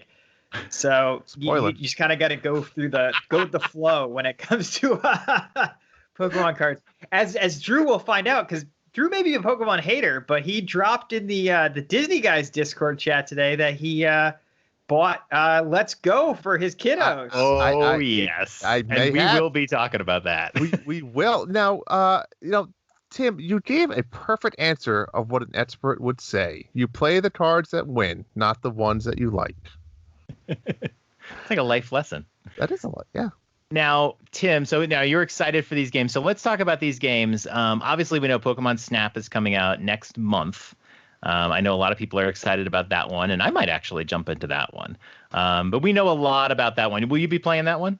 Yeah. So I was huge Snap fan as a kid. We were in the Nintendo 64 household. For some reason, we never owned that game. We just rented it from Hollywood Video every time my parents went out for my father was in the military, so they used to go to formals all the time, and we would just always rent that, my sister and I. And I'm not sure why we didn't just buy it, because we definitely spent more renting it every other weekend, but for some reason so I'll own my first Pokemon Snap game when this one comes out next month. I've done that too with certain games. You're just all in at that point. Yep. So the first one that they showed here is kind of a much anticipated remake. The Diamond and Pearl games, which is interesting. Quick story. That was my first Pokemon that I played. My wife and I jumped in. I hadn't played Pokemon before, and we jumped in on Diamond and Pearl, and we each finished the game and did trading and all that. And so, yeah, we're getting a remake. It is Brilliant Diamond and Shining Pearl. The graphics are a little bit chibi. They're cute, but the characters are kind of tiny. What did you think about this one when you saw it? Oh, man, I'm going to rant a little bit. There is no fan base of anything that hates the thing they supposedly love like Pokemon fans. Yes. And I am not one of those fans at all. I am so stoked on this game. There is nothing Pokemon fans have asked for more than Diamond and Pearl remakes, except for maybe Black White remakes, but they know that the Diamond and Pearl remake has to come first. It goes in order. And they complained about the new look for Sword and Shield, and they complain that maybe Game Freak's losing its edge, or Game Freak's making a game every year is wearing on them, so they should hand it off to another developer. And then we have the Pokemon Presents, and we get the Diamond and Pearl remake, and it's being made by another developer who specializes in ports, so that Game Freak can concentrate on a different game that we'll, I'm sure, talk about next. Mm-hmm. And instead of it being the new system like Sword and Shield, it's the company said they're going to use the exact geometry from the maps in Diamond and Pearl, and they're just basically going to update the graphics, but use the cool new battle graphics from Sword and Shield. Mm-hmm. And Pokemon fans just complained like crazy about this game, and it just blew my mind. I'm super stoked for it. Definitely going to buy it. I think I'm going Diamond over Pearl. But it just blows my mind that the internet seems to think this is awful when this is literally everything they've been asking for 10 years. Yeah. Can't understand it at all. There's a meme, and it's the funniest meme that says nobody hates Pokemon more than Pokemon fans. Oh, I thought you were saying Drew. But even more. I got a simple question here for you, for myself. When Pokemon does this genius marketing to double down on these two different versions of every game, is it legit the same game? It's just except that there's certain Pokemon that you only can find in each certain game? Yes. For this one, it almost certainly would be Sword and Shield. The most recent runs, the end of 2019, was the first that was the bigger difference, and that was simply that there was two towns that had totally different gyms depending on what version you bought. But prior to that, it is purely these Pokemon only show up in this game, and these Pokemon only show up in that game, and it's to encourage trading. So What a there's fucking no reason scam. to get both games unless you're like a super collection completist. But then you'd have to play. I mean, you'd have to restart. You'd have to play the whole game again, right? Yes. You know, level up your Easily. characters, the whole 9 yards. That's when you convince someone like, a kid or a spouse or whatever to play the other one. But I think there's some fun to Pokemon in picking it. Like, when they announced Sword and Shield, you're like people debating which one they're going to play, and everyone's got their different reasons for picking it. And then Tim just said he's going to do Diamond, and I don't know if it's just because he likes the word Diamond better than Pearl, or there's certain Pokemon in it. That's just the one that I had when I, Yeah. high school and college when that game was out for me, Yep. So the nostalgia. I mean, this brilliant these remakes are pure nostalgia for me, and it's awesome that a new generation will get to play them for the first time. Yeah. I'm excited for it because I did play it, and I didn't like fill out my decks. And a lot of these like offshoot games, I really do like to try to finish up the decks. Sword and Shield, I kind of depended on that random trading system that they had. And so it kind of sometimes it feels like cheating, but yeah, I'm definitely going to jump in on Diamond Pearl. I played Diamond, and I'm not sure which one I'll play. But I'm going to see if I can get my son, who's big into Pokemon, to play the other one, and we can do some trading. I like it. The little chibi style. I don't know, Drew, you haven't seen it, but like the little characters look very short and cute and whatever. But I thought it looked good. I thought Diamond and Pearl looked good originally too. But yeah, I'm excited to play this one on Switch, and that one is coming out this year. It's gonna be a holiday 2021 game, so very excited for that one. But the end of the Pokemon Presents, they kind of showed you what the future looks like, and this is a game coming in early 2022, which is really interesting because that's not that long after. Yeah, 2022, right? Yep. Yeah, and they said early 2022. Now that could push back. We've seen games push back all the time. And it did look rough, but it's Pokemon Legends Arceus. Apparently it's Arceus and not Arceus, according to NVC. But Arceus. And this one looked more like if you remember when Sword and Shield came out, people wanted a Breath of the Wild kind of change to Pokemon, a more revolutionary style. And Sword and Shield kind of brought us the same sort of style, except for that one area, the wild area. This game looks like Breath of the Wild with Pokemon, and it takes place a long time ago. What did you think about this one? I think it looked unbelievable. Like it's obviously a sea change for Pokemon. I think a huge reason that they're putting out the Diamond and Pearl straight remakes is because they need that traditional turn-based battle for the esports side of Pokemon, and I don't think that'll be feasible here. But everything about this looked awesome. The environments, the Pokemon in the wild, the fact that the Pokemon can attack the player character, which has literally never happened before. Yep. Just everything about it looked totally awesome. This one, I'm not seeing anything negative on the internet about. I will say people are already worried about frame rate. People pointed out there's like one shot with like, I think it was a Chingling or a Bronzong where it's like literally like 2 frames a second. So fingers crossed that all those rumors about the upgraded Switch that dropped earlier this week might come to fruition before this bad boy comes out, because I could see this melting your base model Switches like I have from launch. Me too. It did seem like an early look. Looking at the trailers, a lot of the world is kind of empty-ish. I think it had the feel of a very early trailer. And I mean, apparently this game will come out a year from now.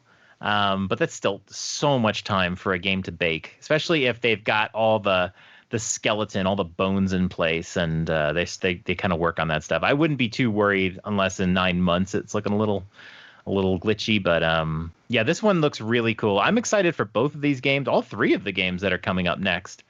Very exciting. So if you're a Pokemon fan for Switch, I mean, it's probably not a great time because you're probably miserable and angry, but I mean, it's going to be a good time. And stick around, Tim. We're gonna bring you into this next topic.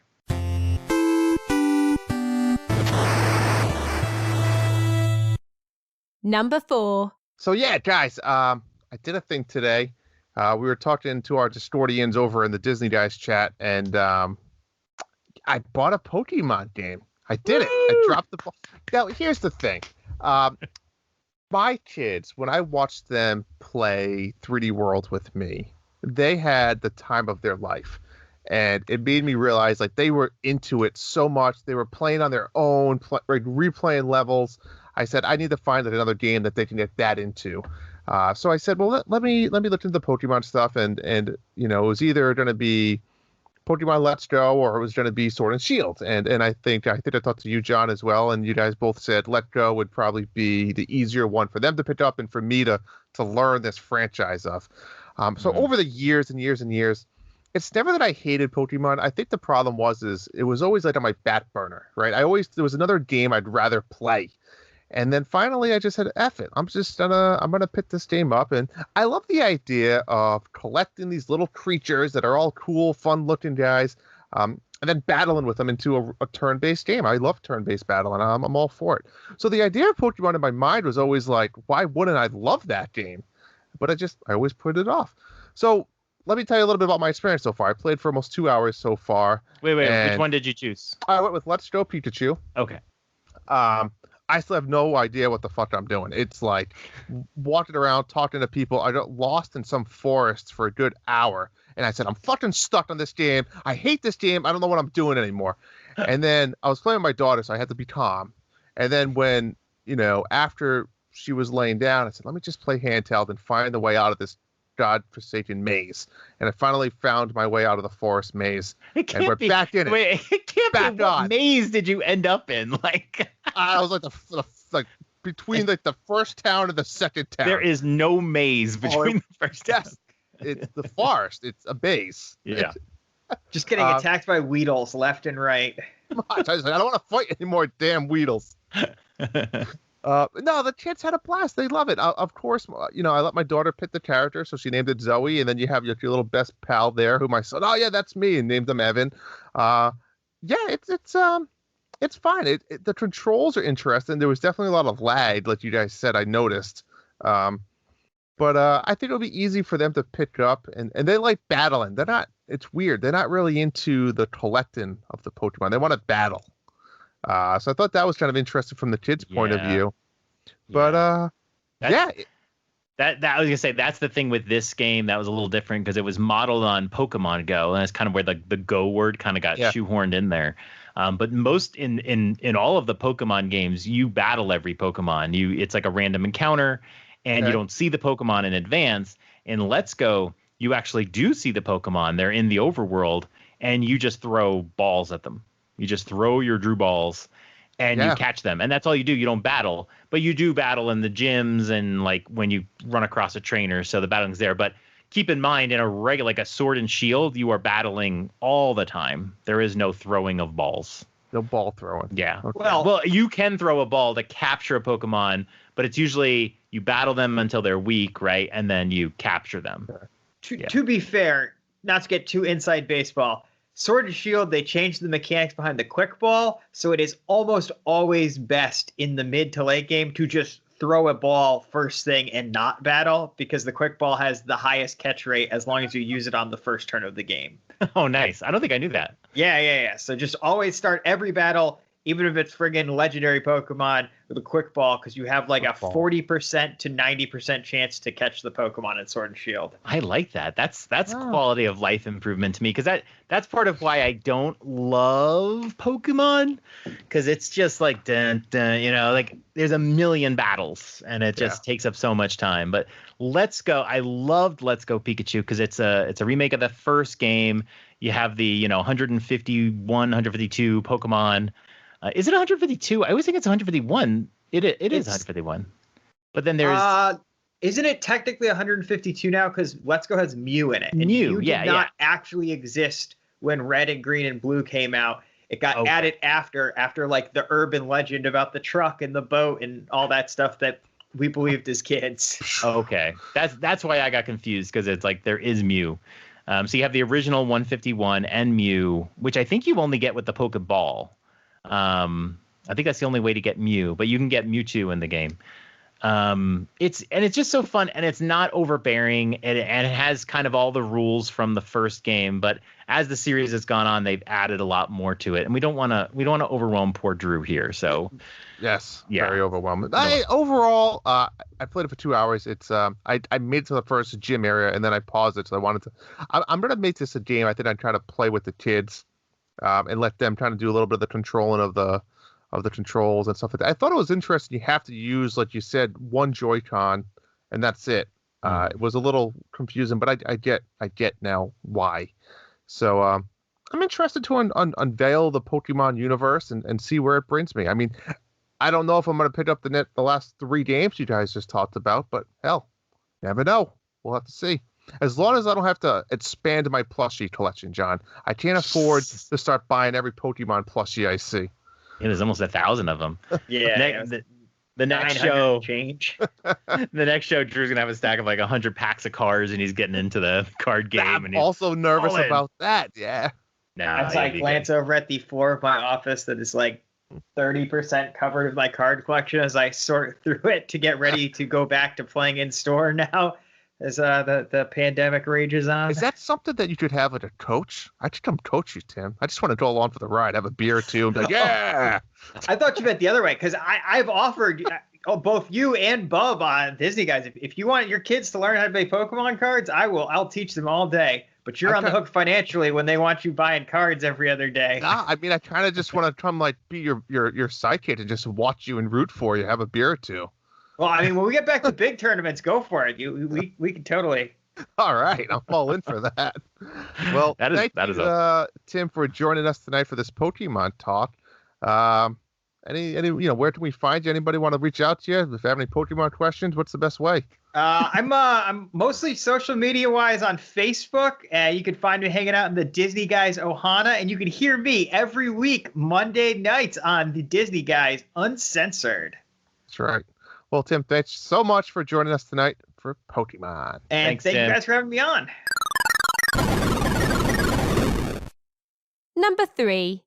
All right, that's enough Pokemon. Let's get into Ghosts and Goblins Resurrection. Drew and I both played this game. We wanted to talk about it. Now, the thing about Ghosts and Goblins is it is a series that a lot of us remember. We have some nostalgia for. But it's not really a series that people loved. If you ask anybody about Ghosts and Goblins, they'll remember the NES game and then say, "Yeah, I didn't fucking beat that game." They remember they remember the graveyard level, and that's it. They never saw beyond that. Yeah, it's the Battletoads of Ghosts and Goblins games. So, yeah, I mean, I think I love it for the theming. The theming is fantastic, and like you said, the nostalgia of it. And the music too, dun, dun, dun, dun, dun, dun. So my first impressions of this game were astounding. The art style, I didn't really like the art style when I first saw the premiere of it on one of the Nintendo Directs, but the art style looks really good. It's pretty good. Love it. It's very smooth. The game is polished, and it's hard as fuck. I mean, it's a hard game. But the thing I really love about it is, and this is kind of, there's not that many Ghosts and Goblins games in history. And really the last real Ghosts and Goblins game came out for the PSP 15 years ago. Yes. And the thing about this game is that it brings in a lot of elements. You see a lot of the old enemies. It really is sort of, here's a treat. Like, remember this guy, remember these enemies? And they have like a lot of the same enemies in there. And the Red Devil, who is even more obnoxious. Have you killed him? I've killed him a few times. I've killed him like once. I just run away at this point. I mean, he just like dashes away. Like you can go right at him. He's kind of a cheat. The first game he was hard to kill because he kind of moved. But in this game, it's like there are times when you are just not meant to hit him, no matter where he is, no matter how accurate your shot. If they don't want you to hit him, they won't hit him. So the only time you can really hit him is when he kind of flies at you. Yeah. And kind of annoying. But the thing I love about this game is that it's just like the old games, but they introduce a lot of elements like achievements and a skill tree and stuff like that, which I really like. There's alternate paths too, and I'm not sure if that was in some of the other games. Not the original that I remember. The original just had 5 levels straight. You know what? I think this this is not a remake for all those that think of the NES game. It's like, and again, I didn't play all the other versions, but this is by far like 10 times more level design than the first one. Yes. Like the whole dragons, riding the dragons and stuff, that's a new element that I don't remember at all. The first game is very linear. There's sometimes you go in a building and you go up and then down, but it's mostly like side to side. The Super Ghouls and Ghosts on the Super Nintendo had more of the going uphill and downhill kind of stuff. So it kind of got that from there. But yeah, the alternate paths, like when you start off the first level, they're like, which one do you want to do? And you can do 2 different levels, which is really interesting because they could have made this game like 7 levels, and they decided to make it 5, but there's a couple times where you can choose an alternate path. I thought all of the levels would have alternate paths, unless I haven't done something. No, I don't think so. I think there's like the first and the third or whatever. I think it's the first 2. Yeah, maybe it is the first 2. Yeah. Yeah. But the thing I like about it is that once you beat it, and I mean, if you play, you can beat it in one sitting, probably. A couple hours, I'd say. A couple hours. You can go through the alternate paths, there's these little umbral bees that you can find in each level, and there's chests. So there's like lots of things you can do, and then you can, upgrade your skill tree. Question for you, Drew, did you use the special items a lot in this game? So yeah, to your point, right, you have the skill tree, which it turns into kind of like a roguelike game, but the special items, at least the bottom half of the tree, they suck. They're not good. Yeah, like the lightning and I don't understand the lightning. I've tried it on enemies. I feel like it didn't hurt them. Well, you have to hold down the attack button for like 2 seconds. So the only one I use this. The only one I found beneficial was the one that creates a mirror image of yourself. Oh, okay. And you could do that before battle or the start of a boss battle, and now you're throwing 2 daggers or whatever at a time. So you're doing double the damage. Okay. So that one I found beneficial in a way. You're doing double damage, but the rest of them were useless. Right. I had the one that turns into a boulder. Stupid. The one that I had the lightning one. I had one that turned everybody to frauds or stone. Oh yes. But again, I forget. That might have been. Oh, I had the one that when you get down to your boxer shorts, it's like triple damage. Which is not something I'm going to strategically do, but it's welcome. It's only one shot though, too. Oh, just the first shot once you get in your shorts? But what's the point of that? But did you look at some of the higher ranked items? There's really good. Okay. So I haven't explored them, but I am trying to unlock up to the top. Them. Yeah, I haven't looked. So one of them was, I think you resurrect if you die. Okay. You get like a second life? Yeah, there was one where I think just special makes you like invisible or invulnerable for a certain amount of time. So there are some that like, okay, but you're gonna have to beat the game like 4 times in order to get all those skills. You know what I'm saying? Like, you might be exhausted by then. But I will say, without a spoiler alert, once you beat the game, it does unlock like a second mode per se. But we all know that. I mean, like you said that to me. Like, there's post game, and it's like, well, yeah, because this game is infamous for you have to loop through it twice. Yep. The thing I really like though is that it doesn't. I mean, when you beat the game, you roll credits now. The game is over. Right. But there is like a second mode, and all the levels they're probably similar, but like they're hard. Oh my god! I started the second mode, and there was triple the amount of bad guys on the screen. I mean, they're all over. It's ridiculous. I think there are some game design issues, and that is it. The difficulty levels are like insanity. Yeah. And then even just choosing them, because you go to the second mode, but you can like press the L button and go back to the first mode. But if then you switch between the alternate paths, it'll like bring you back to the more difficult mode. So the UI for it is a little weird. And then the other thing is it'll say like 0 out of 6 chests in this level. I have not gotten a chest yet. Like I found them in the level. I see the chests in the level. And you open them? And I open them, but it doesn't register. Did you collect the item? Yes. I'd have to double check because I opened a lot Please. of chests, but now I want to go see if it says 0 or if it says a number. Because when you get a B, the next time that B shows up, if you're It's going like, through the level again, it's like gold. It's gold or yellow, meaning you already. So And it turns into points instead of. Yes. The other but thing the chests are not working. I don't know what's going on. Yeah, I don't know either. And then it is kind of like we talked about earlier, where if you die enough times, it does say, do you want to lower the difficulty? Yeah. Oh, yeah. And that death screen is bizarre. There's like 6 menu items. Oh, I know. And it's like lower and retry or retry from this. It's funny because there was one time I retried at a lower difficulty. I couldn't beat the stupid fly boss. Which one was the fly boss? It's a fly, then it turns into a swarm.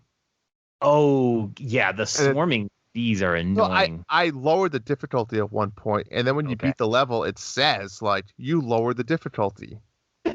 It's a shame. Yeah. And then I also found the very last boss to be fairly easy. The second to last boss was actually very difficult. Yeah, because the last, I don't want to get too spoilery, but the last boss, that happens a lot though in games where the final boss is a little easier than some other boss before it. Agreed. So I've seen that before. The hardest one is that final ascent in the last level where you have to go up, and all the platforms are disappearing. And my God, you get somewhere and then the platform goes away and you fall all the way to the bottom. Oh, then you have to fight that troll guy again. Yeah. He should be done. You kill him once, he's dead. Exactly. Yeah. That to me is like almost like the final boss of the game. Well, it took me a while on that one because I thought they disappeared in like the time, but they don't disappear until you jump. Oh, really? Yeah, I didn't realize that till like the 10th time. You had mentioned that. You said you were stuck somewhere like that. And that's where it was. You can sit there and wait and fight the swarms that are attacking you. Just don't jump. Because as soon as you jump, they disappear. Okay. Yeah, I mean, I would say, just to kind of wrap this one up, that this is a game that you need to have patience. If you don't have patience with your games, don't get Ghosts and Goblins. But I think it's definitely going to be like, don't just roll credits. You're shorting yourself money. This was a $30 game. Keep playing, get through that second mode. It is going to be hard. I'm going to try. I'm sure Drew's going to try. I will. But it gets really hard, and it really does at times feel unfair, and that's okay. I think they made a mistake. I think they made it a little overbearing, but it'll be fun to try to get through it and unlock some bees. And yeah, the other thing too with those power-ups, those first couple power-ups are...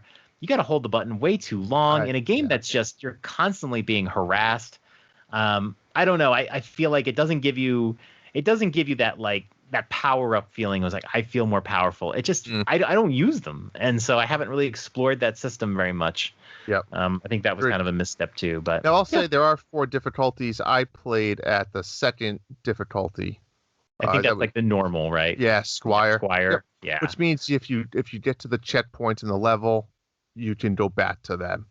I think the easiest one, it's like Sayonara. If you die, you just respawn right there. I think. Oh, really? Okay.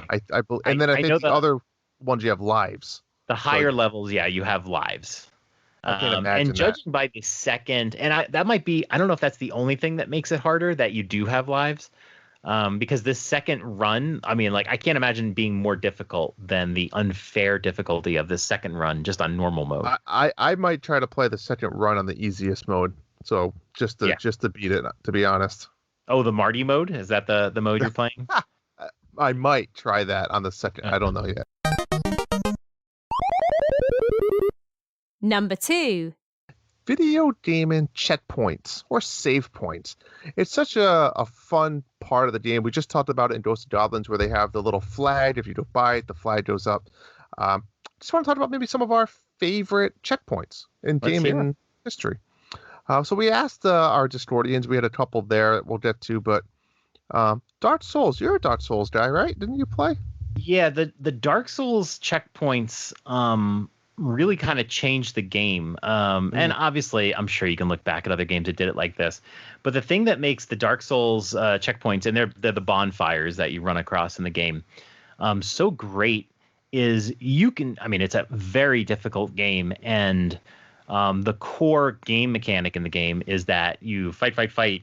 And if you die, you lose all of your experience points, souls, if you will. And the only way to get them back is to get back to that same point in the game and then kill the enemy to get your souls back. So when you get to a bonfire, that is the first time when you can use those experience points to actually upgrade yourself. You don't level up by fighting and killing enemies. You level up by exchanging that experience for a level or any other number of things.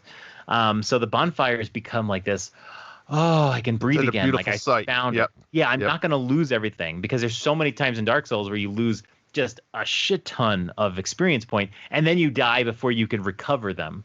The other thing, too, is those bonfires mean you have a new place to sort of create routes and then try to explore that area, because I'm big into games where you get to an area where you'll get your health refilled, like these bonfires, and you can just kind of stay in the area and do some fighting, and then come back to safety. That's where I do my grinding. You always want to be near where you can refresh all your health. Agreed. And a lot of games have kind of copied the idea. In fact, Jedi Fallen Order is just like that. You'll run across a meditation point, and now you can refill your health. And if you want, you can go explore and grind up. So that was the first thing that came to my mind. How about you? Yeah, that one is. I agree. There's a lot of games that do that, and I agree. That's fun. Another one here, Final Fantasy VII. You play it before? I did. I for some reason I can't remember what the save points are. I don't remember it greatly either, but I did a little research on it, and they have what you can find as an item in the game, which I thought was cool, called a save crystal, and you can pretty much use the items. I mean, they're consumable, right? Right. And you can use them anywhere you want, because I think if I remember correctly, Final Fantasy VII had very long gaps without save points. So you came across these very hard to find consumable save crystals, and you could save it anywhere you want, which was. Oh, sorry. I was going to say, I don't know if I remember it. I played Final Fantasy VII like a year and a half ago or so for the first time. Huh. I'm not even sure I even knew. Well, maybe you never saw one. I don't think I did. Next one here, you had one. I Shovel Knight, John. What's going on here? So I like the creative. I mean, like you can look at like funny checkpoints or whatever. The thing about the Shovel Knight checkpoint is every level has like 3, 2, 3, 4, 5 different checkpoints. And the thing about Shovel Knight that makes them interesting is you don't have to use it as a checkpoint. So it looks like a light. It's like a glass light with, a glass ball. And the first time I played Shovel Knight, I did this. You can break the save point. Okay. And if you break the save point, you'll get a bunch of gems and, up your score and, whatever. And that gems becomes like a currency. But if you don't break it, which you're not really supposed to do, it becomes a save point. So, yeah, one of the first times I played Shovel Knight, I smashed the thing. I don't remember that. Okay. And then I died and I went back to the beginning of the level and I was like, what's going on? And the other funny thing they do is if you do break a save point and then you die, you go back to the previous save point or the beginning of the level that you used as a save point.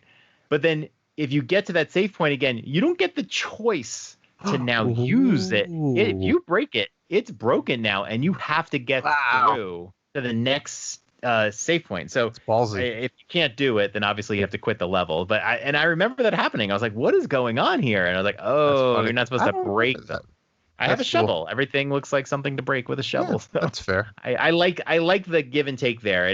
And when you play the early levels in Shovel Knight, you like some people will just blast through the early save points because it's like it's not so threatening and just get the extra money. But some people will blast through like later levels, and there's achievements for going through levels without using the save points. So there's like a lot of give and take. I love it. Oh, okay, that's cool. Next one here, Resident Evil. What a classic game. I haven't played any of the newer ones, but I used to play a lot of these older ones. Fun, dark games. But do you remember the typewriters that you had to find a typewriter? And they had they're area enough as a game. They had the little, the typewriter clips, and you had to type in what you want. If I remember correctly, too, you only had so many save files or save points that you could use. It's like weird. I don't remember it. It's been a long. I probably haven't played a Resident Evil game since Resident Evil 4. I'll be honest. I never played the early ones. The first one I played was 4. I tried playing one not too long ago. I was really looking forward to it, and I hated it. Yep. So I'm just not big in the series. Do you remember the one for Wii? I think it was Umbrella Chronicles. When you used the what do they call the zapper? The Wii zapper thing. Yeah. And it was an arcade style. Mm-hmm. Where the screen moved around. I remember that game, but I didn't play. I played that one. That was a good one. Yeah. All right, so we had a couple here from our Discordians. Third Strongest Mole says save frauds, which I believe was from Mother 3, which would be Earthbound 2.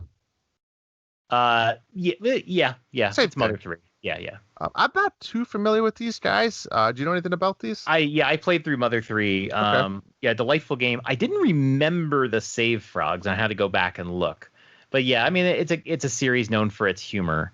And you save your games by talking with frogs. And there's different kinds of frogs too. So if you remember in Earthbound, I don't think I would call it a checkpoint, but you save the game by calling your dad. Which I thought was hilarious. Yeah, you just call and be like, oh, let me save it for you or whatever. So yeah, it's like the series is never normal, right? They always got to be a little weird. Why don't you do the next one here, since I'm not really familiar with this one either? Yeah. Oh yeah. No, this one is classic Travis Touchdown. So in the No More Heroes games, of which we're getting a new one pretty soon, you kind of like use the toilet to save. So after you beat a boss or something, it'll just take like a shit and it'll save the game.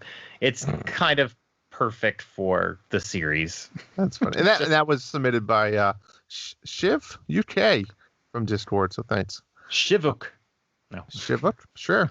So I got to leave off the checkpoints with two of the most iconic checkpoints. And I'm going to ask you the question, John. Mario and Sonic. So Mario, of course, speaking of, we looked at the most recent game, Super 3D World, where they have the little flag and it has a little Bowser flag. And as soon as you hit it, 1, you get a mushroom. And 2, you now see whatever character was flag go up. And then Sonic. Sonic is like, this is the first one that came to my mind where it has, I don't know if it's like a bell lantern thing and it kind of like swoops around and it changes color. Like a bloop. Yeah. Bloop. So who does it better, John? Mario or Sonic? I'm going to go with Mario every time. I'm not a Sonic fan at all. But I like especially in, I think, the newer games where they have the checkpoint, that if you are a small Mario, you not only hit the checkpoint, but you actually get the bigger size. So I like that touch. The Sonic one, I don't think you get any of that. I don't know if it changed in some other games. I don't think so either. I didn't play. I again played some of the originals, like 1 through 3, and Sonic Spinball. Oh, right. I love Sonic Spinball. It's a very recognizable checkpoint, but it is. It's not special to me. That's fair. All right. Well, if you any other checkpoints, guys, you think we missed, let us know. Maybe John will tweet. We'll tweet everybody some checkpoints. It's a harder thing to think about than you realize, but it is. Yeah, let us know.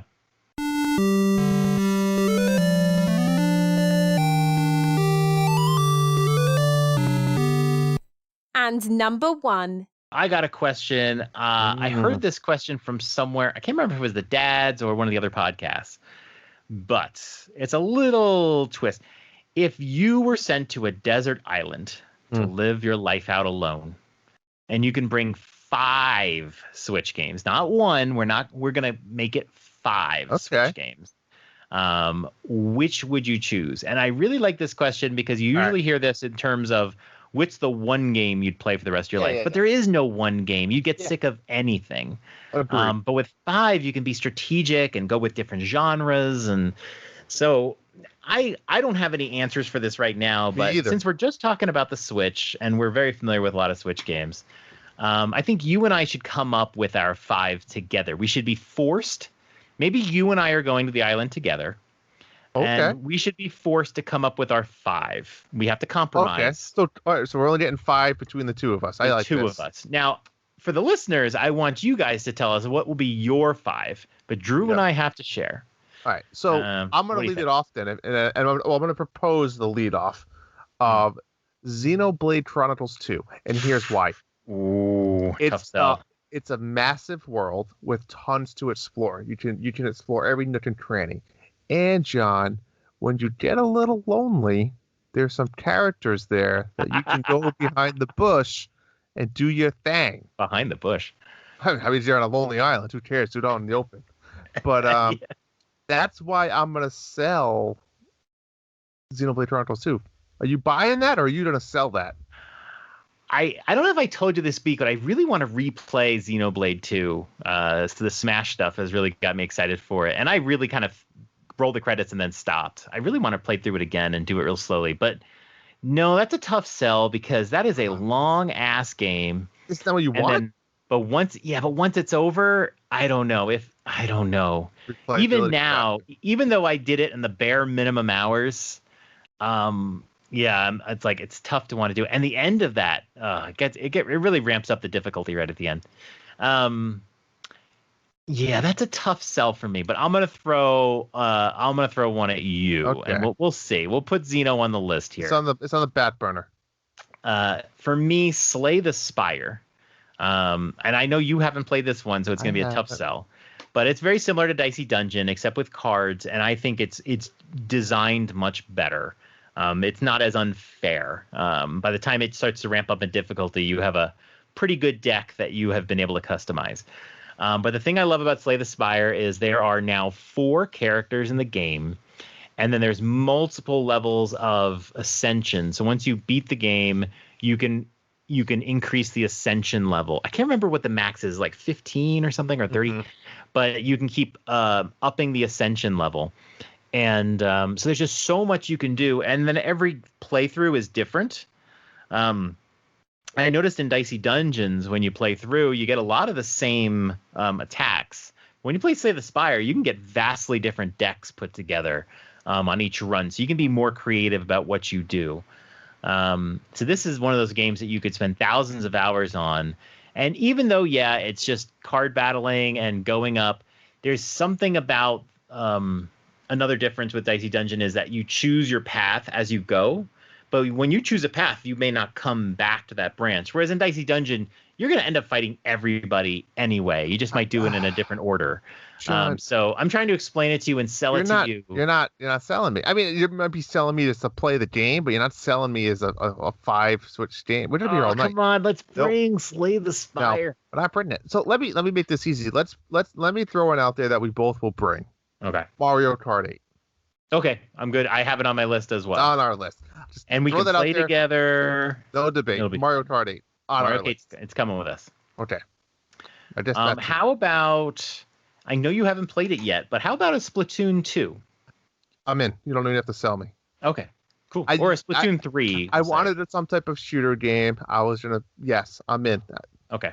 Now let me throw that back at you with Mario Golf. Let's do it. Speed Rush. But I haven't played Speed Rush. What if it's terrible? Can't be. How much golf can I play? You can always try to get a better score. Would you prefer a different sports game? I mean, you're gonna have a sports game in there. It's so easy. It's so different. It's unique. I like arcade sports. I don't like Mario Tennis. I wish the newer NBA Jam was on the Switch. That game is so good. I just feel like a sports game is the way to go.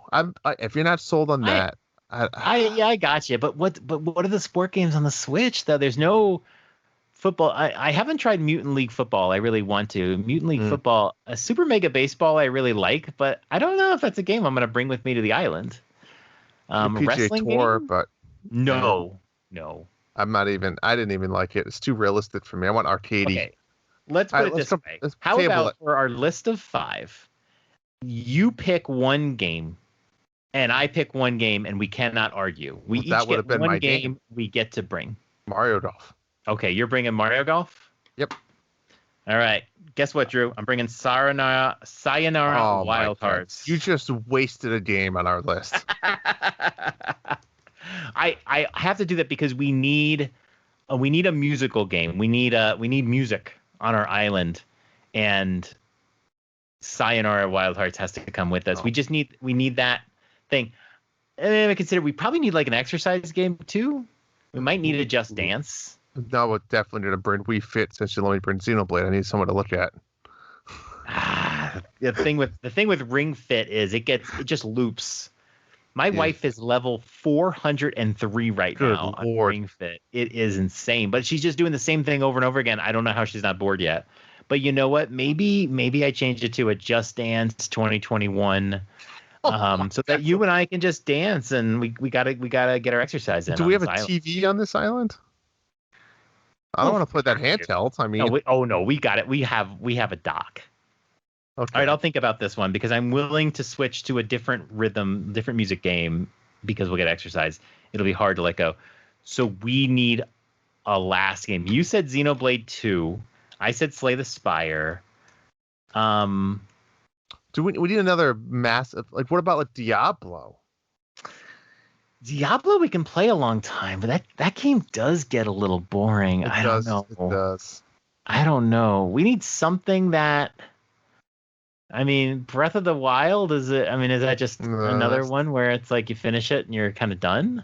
I think so. What else are you going to do? You're just going to let me go sit by the tree today and just explore. Let me drive my motorcycle over to that tree. Maybe we can go through the game multiple times with different things, like you and I will share a controller, You have to beat it with like a wooden stick. What about Animal Crossing? I mean, is that maybe too close to home, being on an island? I kind of like it. I mean, you should literally just say destroy my island and start over. Maybe. What if there was 2-player Hades? No, I would get old of it. What about Skyrim? I'm kind of feeling Animal Crossing. I feel like there's a lot you could do within the game. How many do we have? What's on our list? Are you writing these down? Well, we got Mario Golf. I'm sitting on Sayonara Wild Hearts or Just Dance, Mario Kart 8, Splatoon 2. So I was kind of looking, and I'm like wondering, like I'm not a Fortnite guy. I was thinking that too, but I think that could be maybe we could become Fortnite guys. We might have to because I feel like, we could. That's something we can keep playing. I don't know. I'm not. I don't know. It hurts to say that. That's the problem. But reality is reality. It might be the best option. You have to adjust because I don't know. What about Clubhouse games? No, I did all of that. Well, I don't know. We could play checkers and chess. You're right. Yeah, there's 51 of them. I mean, it's almost like a cheat where you get like a game within. That's all I want to be doing, John. Is stuck on an island with you and playing. John, let's play some war. We could play chess. I mean, like I need chess in my life, so. We could make chess though out of like bamboo sticks and a little chessboard in the sand. And checkers, we can make those. We can make those real pieces. It's possible. We don't need 51. I'd rather become a Fortnite nerd in a weird way. Okay, so are we really gonna put Fortnite on the list? Can't believe so, but I think that's your best option. What about Apex? Would you want to do Apex or Paladins? Or is Fortnite? I like the idea of the battle royale. I think it's more engaging. I'll tell you what, I played that Realm Royale game, and I loved that game better than Fortnite. But yeah, the thing I don't like about Paladins is like, oh, I'm on a team. I go rush ahead. I died. I go back to the beginning. Paladins I go again. It's just death matches. It's old school, GoldenEye. That's all it is. Fortnite and stuff like that is more of a open world, third person and. Okay. All right, so I think we have our list. Okay. We have Mario Golf, Speed Rush. Speed Rush? What are they called? I think so. Speed Rush. Yeah. Nothing. Why does that not sound right? That's right. Super Rush. Ah, close enough. I should know better. Mario Golf, Super Rush, Mario Kart 8 Deluxe, Splatoon 2, which I wrote down as Platoon 2. Totally different thing. Or 3, depending if we can get it or not. Depends on when we just stranded. Fortnite. And then for my game, I just nixed them both. I'm going to bring Slay the Spire in. I feel like as much as I love Sayonara Wild Hearts, I kind of hit the wall in what I can do. So Slay the Spire will keep us entertained in a one-player. And I think the rest are interesting. The rest are all multiplayer. We all play them together. But we need a little one-player game that will last forever. So glad we have some Wi-Fi on this island. Oh, we're going to have the best Wi-Fi on this island because we're the only ones. That's true. There's only one access point. All right. I like our list. All right. That was a fun exercise. All right. All right. Well, that is wrapping up our top 10. John, what do we have happening over the next few weeks in March? Ooh, we've got some games coming out. Apex Legends comes out By Tuesday. the way, I'm today. I'm off the bandwagon for that. Are you really? I'm back off. What happened? Yeah. I got Pokemon now. The Pokemon guy, apparently. I think it was in my mind. I'm thinking like Overwatch. And then when I really watched all the videos on Apex Legends, it's not for me. Yeah. Okay. I get it. But it's for Justin. It is. So yeah, by the time you're hearing this, Apex Legends is going to be out. Very cool. Crash Bandicoot 4, It's About Time, comes out March 11th. I'm interested in that. I still need to play the original games. Stubbs the Zombie in Rebel Without a Pulse. Marty was big on this one. Xbox port, March 16th. Plants vs. Zombies. It's a big zombie week. Plants vs. Zombies, Battle for Neighborville Complete Edition. If you're into that sort of thing, March 19th. The Hades Physical Edition comes out March 19th. You're buying it? I don't know if I'll buy it day one, but yeah, I might at some point. That's a swap meet. That's a trade. Yeah, it's one of those, like, you hate to double dip, but I want it physical. Like, I just do. And here's a date to look forward to. March 20th, besides being Drew's birthday. That's right. The big 4-0 for Drew. Nope, not even close. Not even close? No. Okay. Is the 1-year anniversary of Animal Crossing coming out. And something's going to happen. And I still have an outstanding prediction about paid DLC coming. So that's going to be a day to look forward to. I know Animal Crossing will celebrate it. It might just be something like hooray on their Twitter. But keep an eye out for something. I haven't launched Animal Crossing. Remember the first big update where you could go swimming? Mm-hmm. I never did any of that, so I stopped before that. Oh, wow. Yeah. No, I think that was before the Halloween and Christmas stuff, too. Well, yeah. That was like in the summer. It was like June or July. Yeah. July, maybe. Yeah, I really like the Halloween and Christmas stuff, and now the Nintendo stuff is out, so I've been kind of working on that a bit. But my current island, I didn't roll credits, so I can't do all of the island construction that I need to do for my Mario level. So that's something I've been playing with. I just built my stage, my campsite today. So I forgot about it, and so that's why I couldn't finish the game. But there's not much that's going to pull you in really at this point. If you miss Halloween and Christmas, there's nothing, especially with Halloween with you. I know. I should have played. We're never going to pull you back in, but maybe next Halloween something will come out. Yeah, maybe. I don't know. But it'll be interesting to see what happens on the loop. Does Easter look like the previous Easter? That sort of stuff. Oh, yeah. So March 20th will be a big day for Animal Crossing people. And that's it. That's it. Good episode as always. That was fun, John. Well played, Drew. Well played. Yes, indeed. All right, Drew, have a good night. You too. Good night. And I'm going to be a better father and parent, I guess, this week. So good night. Dad goals. Good night, Dad. The Dads After Dark show is a part of the Nintendo Dads family of podcasts. You can subscribe to us anywhere podcasts are available, including iTunes, Google Play, Spotify, and Stitcher.